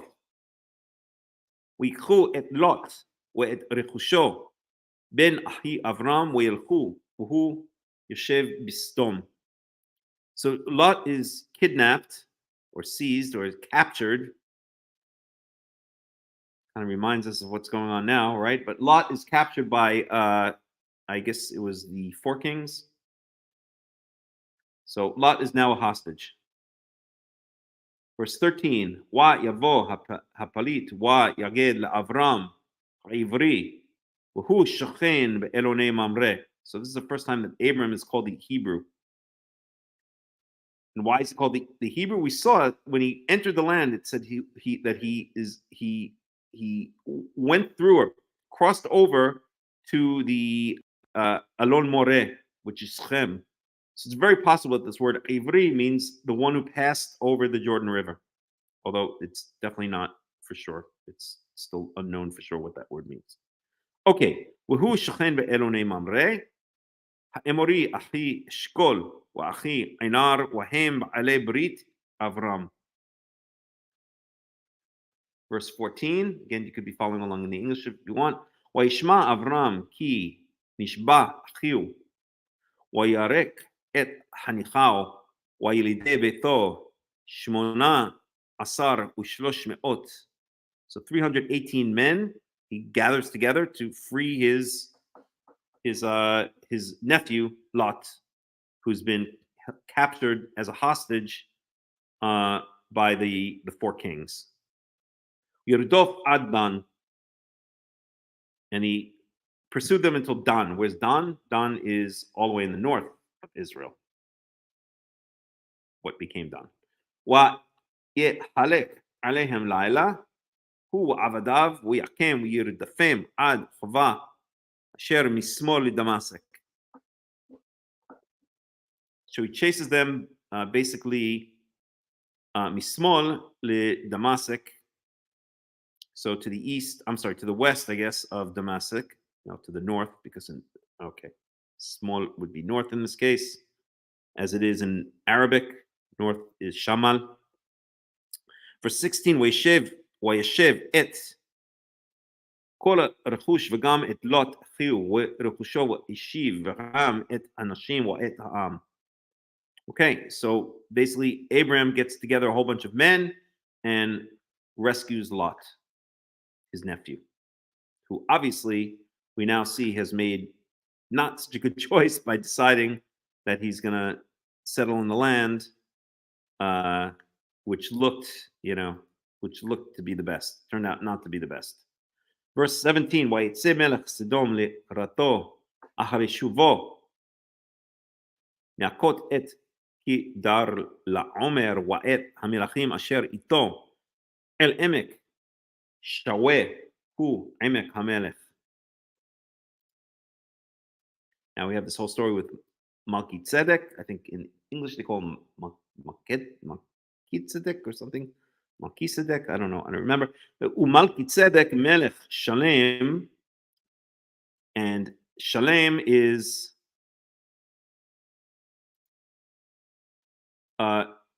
Jerusalem. So this Melchizedek guy is the king of Shalem. Hotzi lechem v'yayin v'u kohen le'el elyon.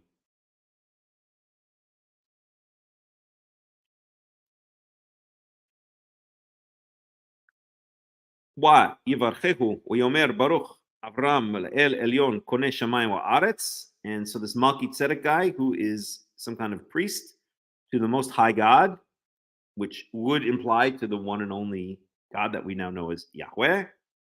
And then this Melchizedek guy, this priest to God from Jerusalem, from Salem, blesses Abram. Oh, God. Hold on a second, please. Blesses Abraham and says, Baruch Avram, or Abram, he's not yet Abram, El Elyon Koneh Shamayim Wa'aretz.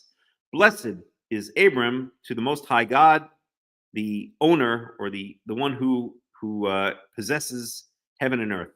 Speaking about God, of course, not about Abraham. Baruch El Elyon Asher Migen Tzarecha Biadecha V'yiten Lo Ma'asar Mikol. And blessed is the Most High God who subdued your enemies in your hands, and he gave him a tenth of everything. And this is, I know there's some discussion among the rabbis who gave who a tenth, but it's clear, in my opinion at least, that it's Abraham who gave a tenth of all his possessions to this Melchizedek, because the Kohen, a priest, receives tithes even back then. Okay, verse 21. Wayomer Melech Sodom el Avram ten li hanefesh v'harechush kach lecha lach.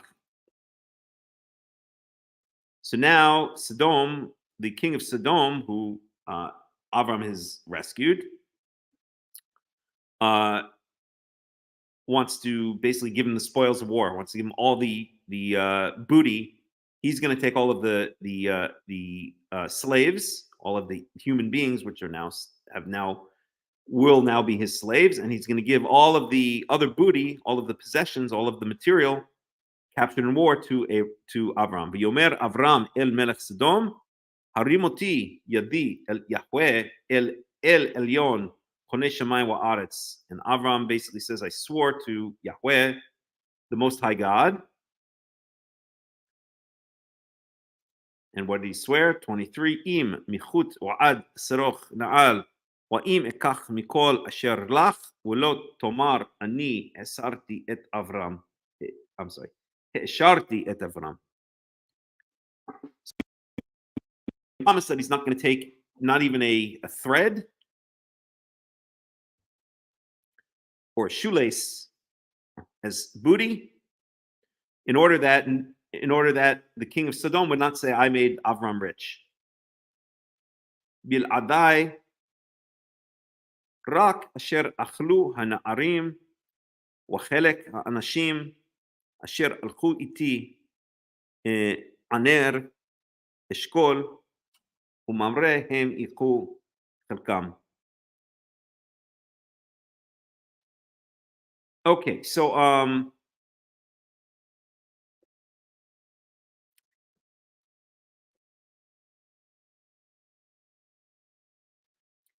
only I'm only going to take food for the youths, meaning I guess the soldiers that were in his private army, and wachelek anashim and I guess some portion for the people who went with me, and then we have the three names Aner Eshkol Umamre Hem Ichu Chelkam. Let them take their portion, but Avram himself is not going to take any portion for himself. Okay, and that's the end of Genesis 14. Then we have Genesis 15, which is very important. This is the Brit Ben Abitarim. So we'll read through this quickly. Let me just see if there's any questions, any comments. Anybody? Honky? Device? Honky, your device is not connected, so I can't let you in. It says device not connected. Okay. Chapter 15. So we're in chapter 15, verse 1. אחר הדברים האלה היה דבר יהוה אל אברהם במחזה לאמור אל תירא אברהם אנוכי מגן לך שכרך הרבה מאוד. So this is now going to be Yahweh appears to Avram and does this what's called the Brit Ben Abitarim, the covenant of the split animals, or the covenant of the split pieces, it's usually called. Yomer Avram Adonai Yahweh ma titen li wa anochi holech ariri uben meshech biti hu demesek Eliezer. Verse 3, again follow along in the English. Yomer Avram hen li lo natata zara wahine ben biti yoreshoti. Verse 4. Wahine devar Yahweh elau lemor lo yirashcha ze ki im asher yitze mi me'echa hu yirashecha. Verse 5. ויצא אותו החוצה ויאמר הבט נא שמיימה וספור הכוכבים אם תוכל לספור אותם ויאמר לא כה יעזרך. So now count the stars if you can count them. Before it was you will have so many descendants like the dust of the earth. Just as you cannot count that, you will not be able to count all your descendants. Now it's the stars in the sky, and later we'll hear about the sand on the sea. وهيمين بيهوه ويخشبا lo tzedakah. So Avram believed Yahweh, and it's an amazing thing if you imagine again the situation that Avram was in, completely childless, an old man, a barren old woman as his wife, and now Yahweh is telling him that he's going to have as many descendants as there are stars in the sky. ويومر أدونai Yahweh b'meh edah ki rashena. And now Avram asks for a sign. This is something that is done from time to time. We see a number of people throughout the Tanakh ask for a sign, such as Gideon. ויאמר אליו ככה לי עגלה משולשת ועז משולשת ועיל משולש ותור וגוזל. Let me make sure I have all these words in the list of animal terms. So we have here Ghla. Let's make sure we have Ghla. Pretty much gotten them all, I think, by now. So Ghla, that's a female calf. Ayz, I'm sure we have. I know we have. Let's find Ayz. Ayz is a goat. Ayl, yeah, for sure. That's a ram. It means a male sheep. Then we have a tor. I'm sure we have that as well. It's one of the sacrifices. Tor. See if we can find it. There it is. Turtle dove and a gozal. Gozal we may not have. Let's see if we have gozal here. If not, I'll add it to the list.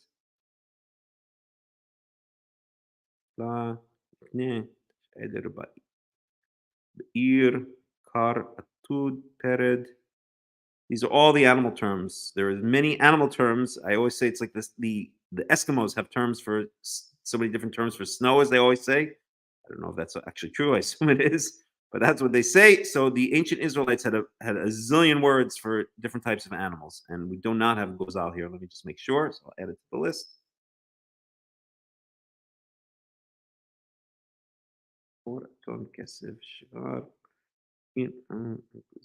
Okay, so let's add gozal to the list. We have here the word gozal.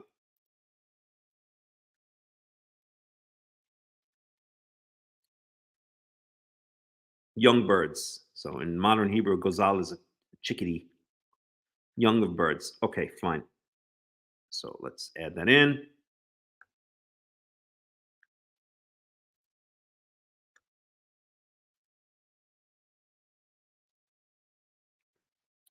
Gozal.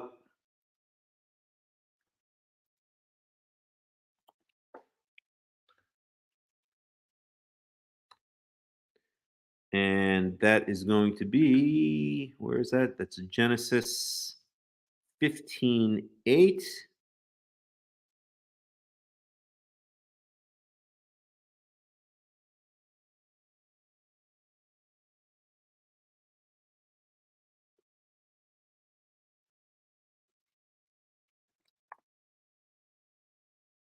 Eight. And oops, I gotta do this. Freeze these. View. Freeze. 2 rows. Okay, so translation is, once again, that's a young bird.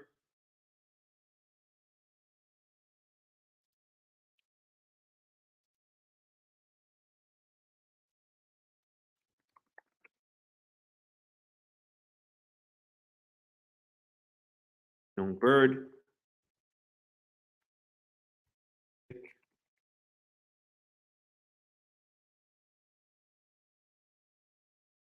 Let's check.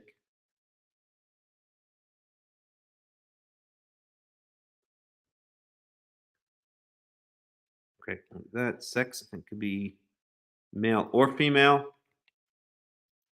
Age, young. Species or category is going to be bird.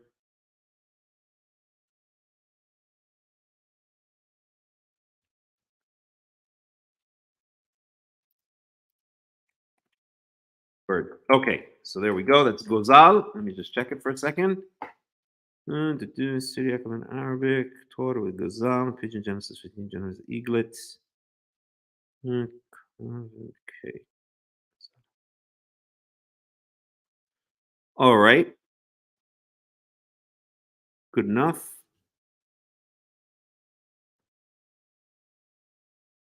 All right. Cool. So that's that. So gozal. And I could just say of the animals bones.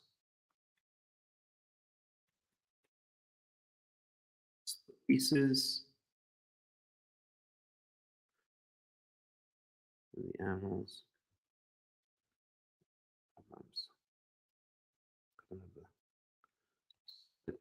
animals. So not itself split. Okay, cool. There we go. So we have Gozal. Maybe what I'll do is I'll just move this up. Genesis. It's not in any particular order. Okay, Gozal. Cool. So that's that.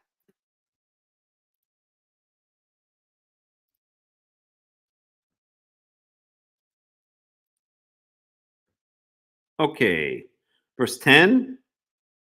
ויקח לו את כל אלה ויוותר אותם בתווך וייתן איש ביתרו לקראת רעהו ואת הציפור לא בתר.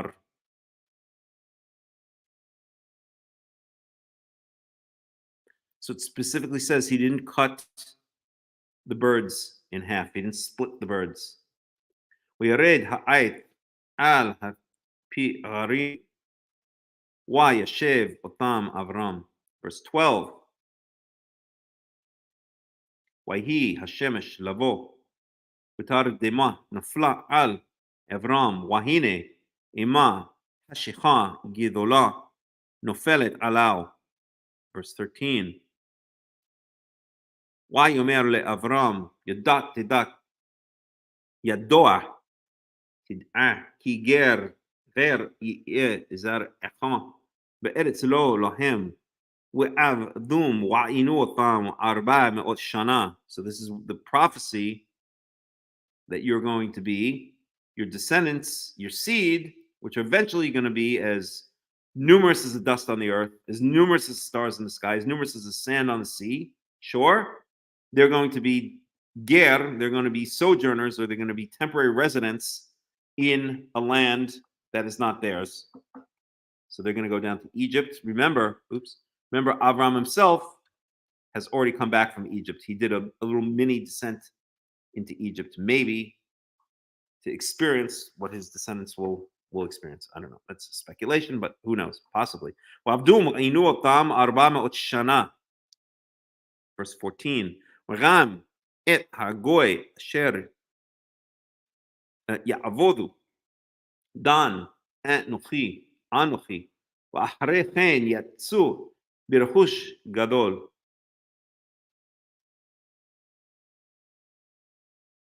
Verse 15.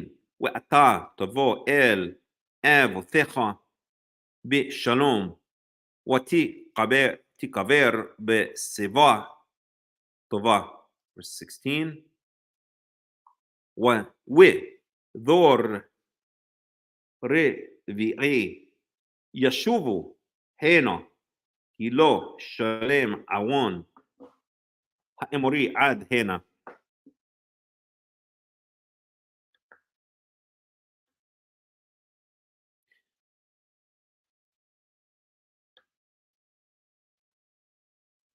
ויהי השמש באה ולתה היה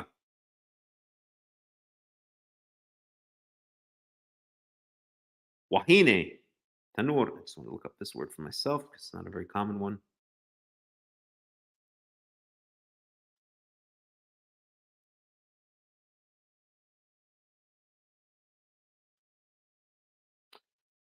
Interesting.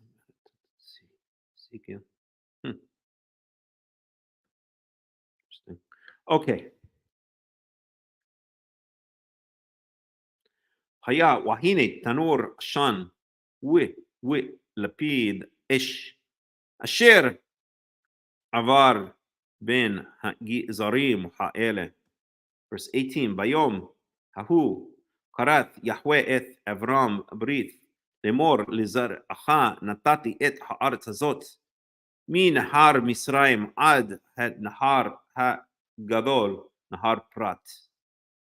This is where we're promised from the river of Egypt, which is not necessarily the Nile River. A lot of people say it's not, until out into the Euphrates River.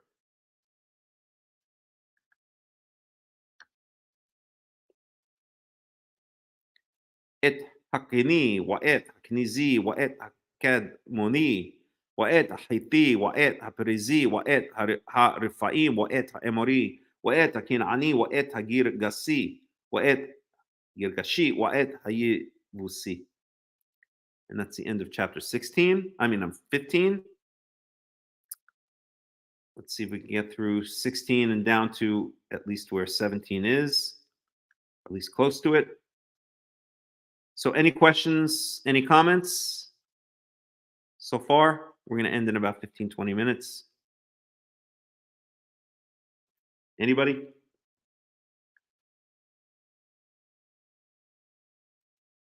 Okay. ושרי אשת אברהם לא ילדה לו ולה שפחה מצרית ושמה הגר. So much to say, but alas, we don't have time. ותאמר שרי אל אברהם, הנה נא צרני יחווה מלדת, בוא נא אל שפחתי, אולי בונה ממנו, וישמע אברהם לכל שרי. So now Avram is going to have relations with Hagar, Sarai, his wife's maidservant. Verse 3, ותיקח שרי אשת אברהם את Hagar hamisrit, and she was an Egyptian. שפחתה מקץ 10 שנים לשבת אברהם בארץ כנען, ותיתן אותה לאברהם אישה. לא לאישה. Okay, so this is now we get another timestamp here. So 10 years after Avram began dwelling in the land of Canaan. So we know he left Haran at the age of 75. So if it means 10 years from the time he entered Canaan, then we're talking about him being approximately 85 years old at this point. ותיתן אותה לאברהם אישה, לא לאישה. Verse 4. ויבוא אל הגר ותהר, ותראה כי הרתה, ותקל גבירתה בעיניה. Verse 5. ותאמר שרי אל אברהם, חמסי עליך. Here's that word Hamas again. עליך אנוכי נתתי שפחתי לחיקך, ותראה כי הרתה ועקל בעיניה, ישפוט יהוה ביני וביניך. So there's a lot to say here, but again, alas, I want to get through quickly now.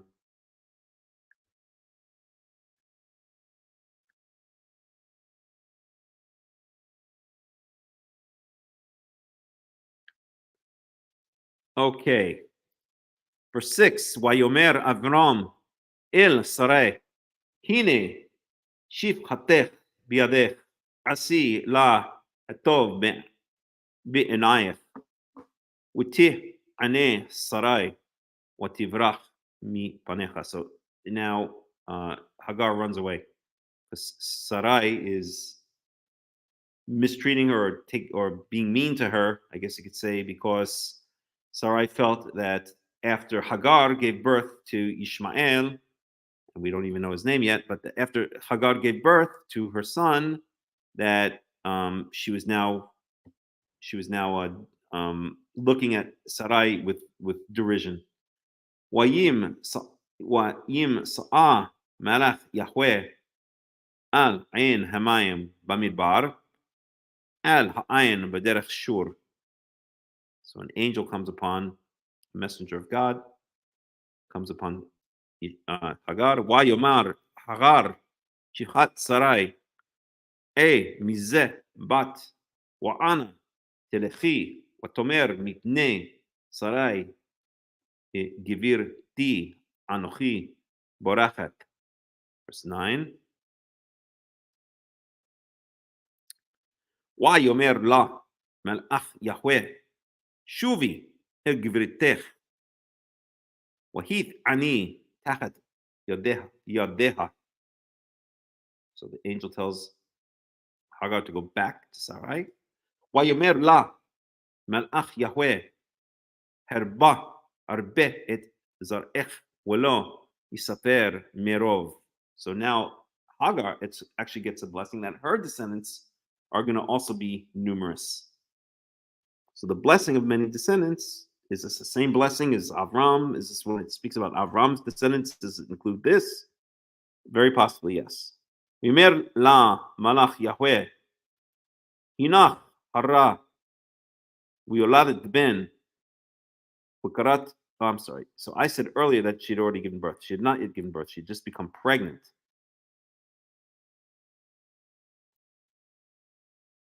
One second.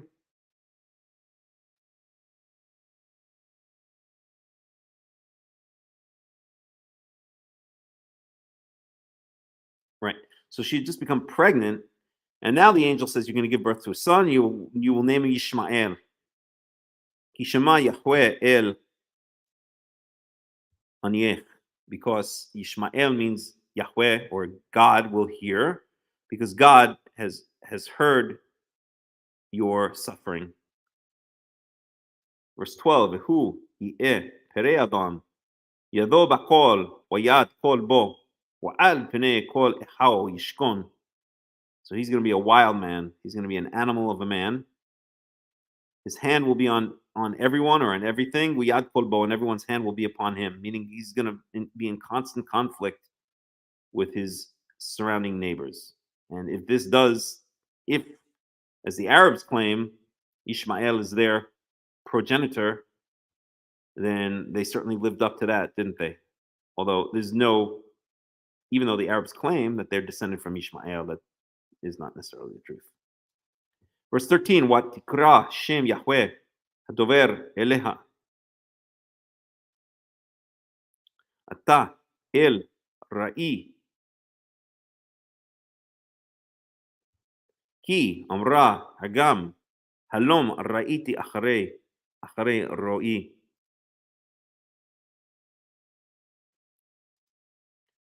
Very interesting stuff, but again, we're just going to move on. Al ken kara libe'er ber l'chai ro'i hine ben kadesh uben bared. Verse 15. ותלד Hagar לאברהם בן ויקרא אברהם שם בנו אשר ילדה Hagar ישמעאל. Verse 16. ואברהם בן 80 שנה ו6 שנים בלדת Hagar את ישמעאל לאברהם. Okay, so here we have another timestamp. So Abram was 86 years old when Hagar gave birth to Ishmael. Okay, and we saw earlier that he'd been in the land for 10 years when Hagar got pregnant. So I guess Avram was 85 years old when Hagar got pregnant and 86 years old when Ishmael was born. So finally he has a son, but not from Sarai. Okay, so this is the last chapter, and then we're going to stop.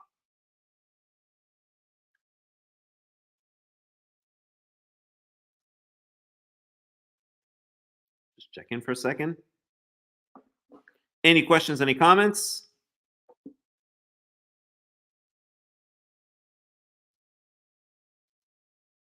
Okay. Waihi Avram ben Tish'im Shana, what Tisha Shanim, Wayera Yahweh el Avram, Wayomer Elao, Ani el Shaddai, Italech Lifanai, Haye Tamim. Oh, the cat is crying. Hold on a second. 1 second. Come on. Come on. Don't go crazy, huh? Come here. No.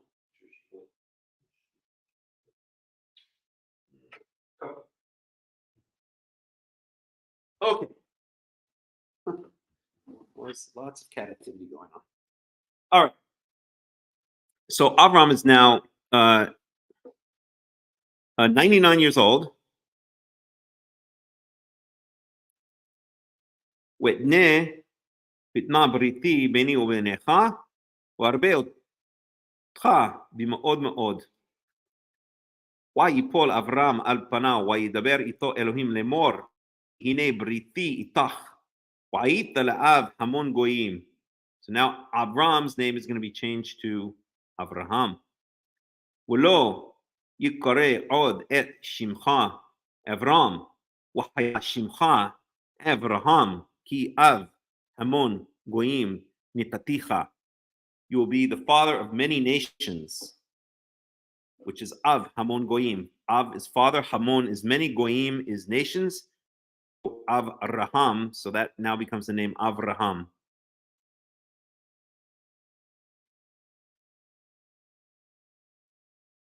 So Avram becomes Avraham.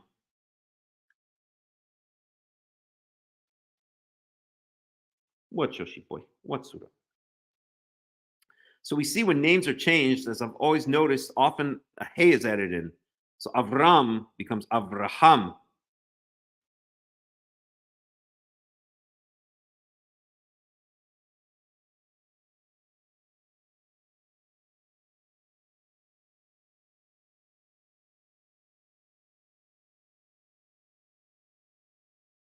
God's name is Yahweh.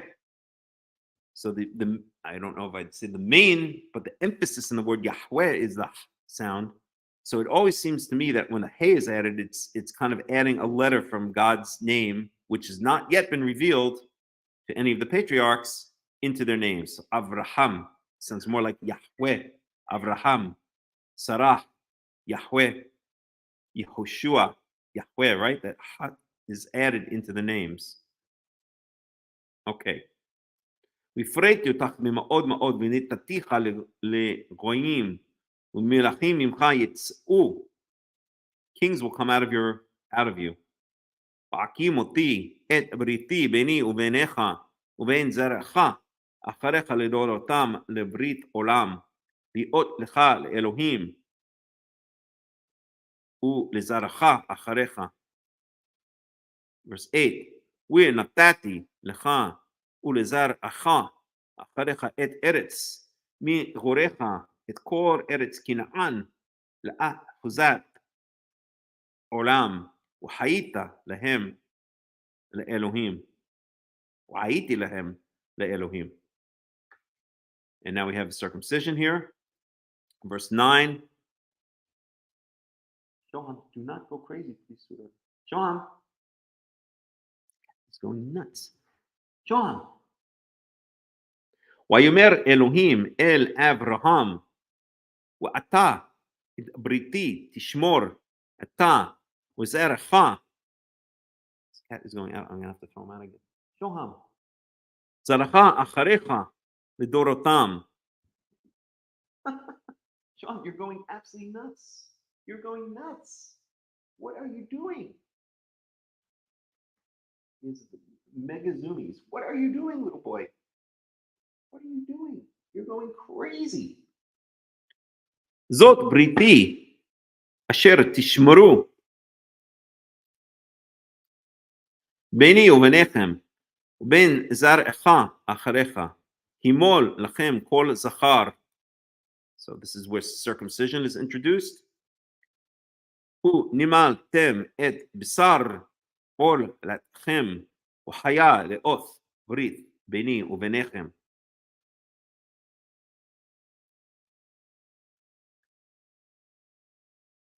ובין 8 ימים ימול לכם כל זכר לדורותיכם יליד בית ומקנת כסף מכל בן נכר אשר לו מזרעך הוא. So this is now saying not just יליד, so not just ימול כל זכר לדורותיכם יליד בית ומקנת כסף.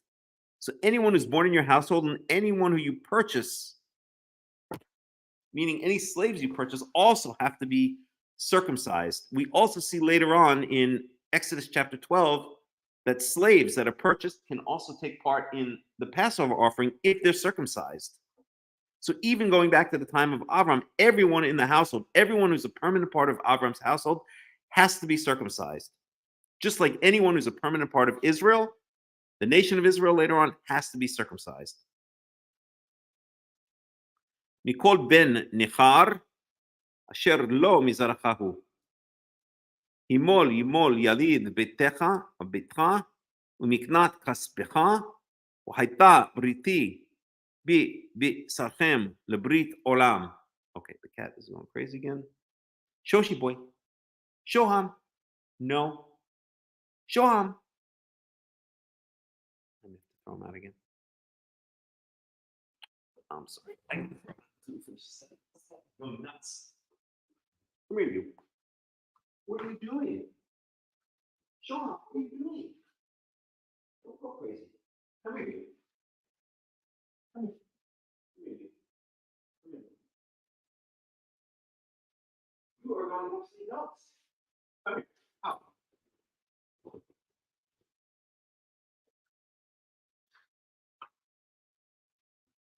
Cat has so much energy. It's unbelievable. Okay. הימול, ימול, יליד ביתך ומקנת כספך, והייתה בריתי בבשרכם לברית עולם. Verse 14. Oh, shoot. Let's go back. וערל זכר אשר לא ימול את בשר עורלתו, ונכרתה הנפש ההיא מעמך את בריתי הפר. So that's all about circumcision there. ויאמר אלוהים אל אברהם, שרי אשתך לא תקרא את שמה שרי, כי שרה שמה. So here Sarai's name is changed to Sarah.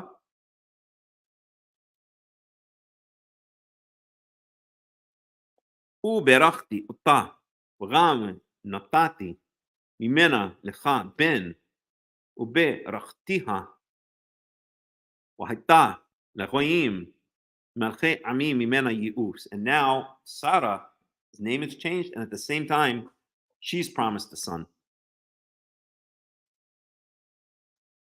ויפול אברהם על פניו, וישחק, ויאמר בליבו, הלבן 100 שנה ייוולד, ואם שרה הבת 90 שנה תלד. Okay, so now we have the first introduction of the word. So Avram fell on his face and laughed, saying in his heart, is it possible that to a 100-year-old man a son is going to be born, and Sarah Sarah to a 90-year-old woman is going to be born? And now we have this theme of laughing, which is what the name Yitzhak, Isaac means. Yitzhak means he will laugh.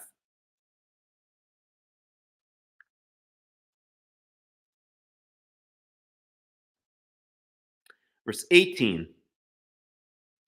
ויאמר אברהם אל האלוהים, לו ישמעאל יחיה לפניך. And so Avram responds to God, if only Yishmael would live before you, but in other words, would be a follower of yours, would walk with you. So implying that Ishmael is not too great a son. ויאמר אלוהים, אבל שרה אשתך יולדת לך בן, וקראת את שמו יצחק. Now the name is given Yitzhak. Second mention of that word, this time the name itself. והקים אותי את בריתי איתו לברית עולם ולזרעו אחריו.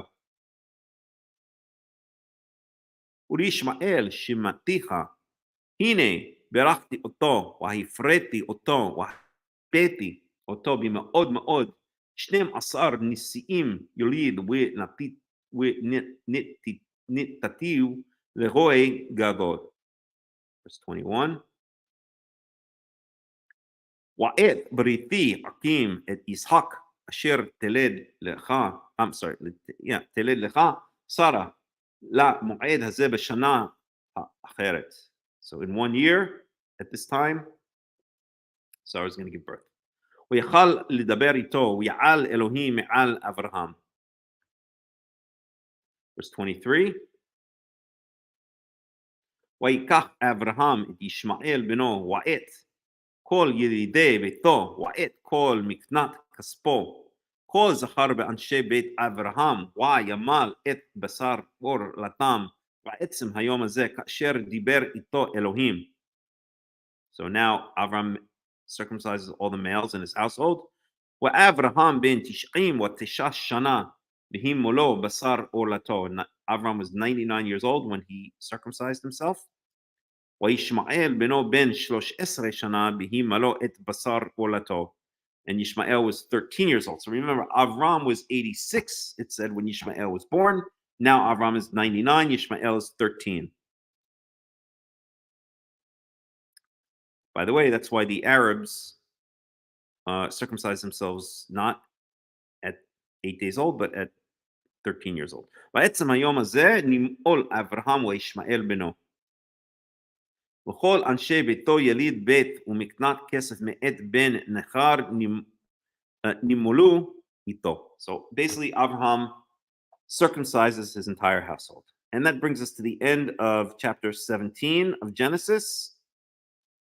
We had some technical problems this time. I'm really going to try to solve them for the next time because it really creates a problem in the studies. But that brings us to the end. We did manage to get through the entire portion, although we didn't deeply analyze everything, but at least we got through it, which is good.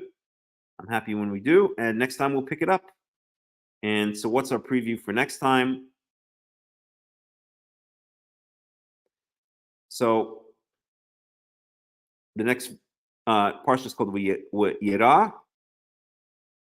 And so now we have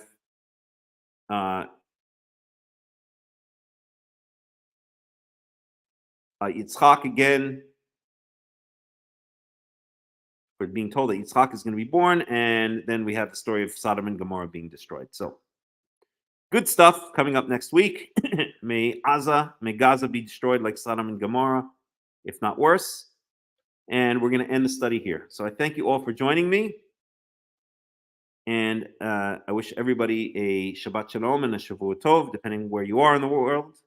And Be'ezarat Hashem, we will see you next week. I'll go out with some music as usual. And I thank you all for joining me.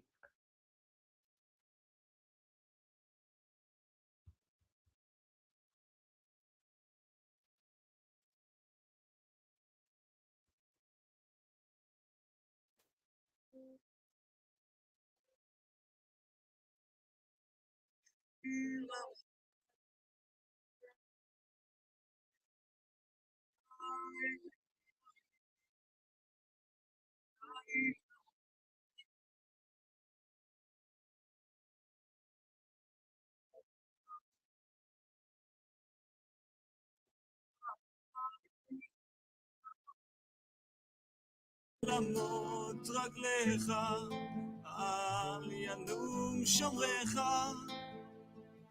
הנה לא ינום ולא ישן שומר ישראל. השם שומרך, השם צילך, על יד ימינך. יומם השמש לא יככה, וירח בלילה. השם ישמורך מכל רע, ישמור את נפשך. השם ישמור צאתך ובואך, מעתה ועד עולם. שיר למעלות, אשא עיני אל ההרים, מאין יבוא עזרי. עזרי מעם השם, עושה שמיים וארץ. אל ייתן למות רגליך, אל ינום שומרך. הנה לא ינום ולא ישן שומר ישראל. השם שומרך, השם צילך, על יד ימינך. יומם השמש לא יככה, וירח בלילה. השם ישמורך מכל רע, ישמור את נפשך. השם ישמור צאתך ובואך, מעתה ועד עולם. na na na na na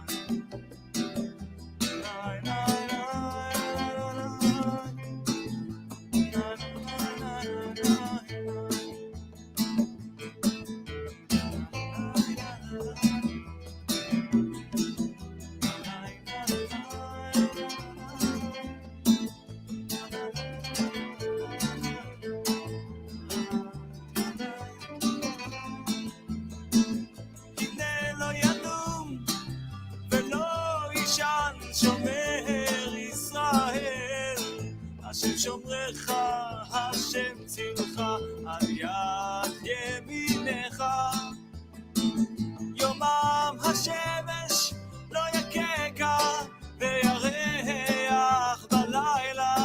השם ישמורך מכל רע, ישמור את נפשך. השם ישמור צאתך ובואך, מעתה ועד עולם. אוי אוי אוי אוי אוי, שיר למעלות. אשא עיניי אל ההרים, אוי מאין יבוא עזרי. עזרי מעם השם, עושה שמיים וארץ. אני אתן למות רגליך, אל ינום שומרך. אוי אוי אוי אוי, שיר למעלות.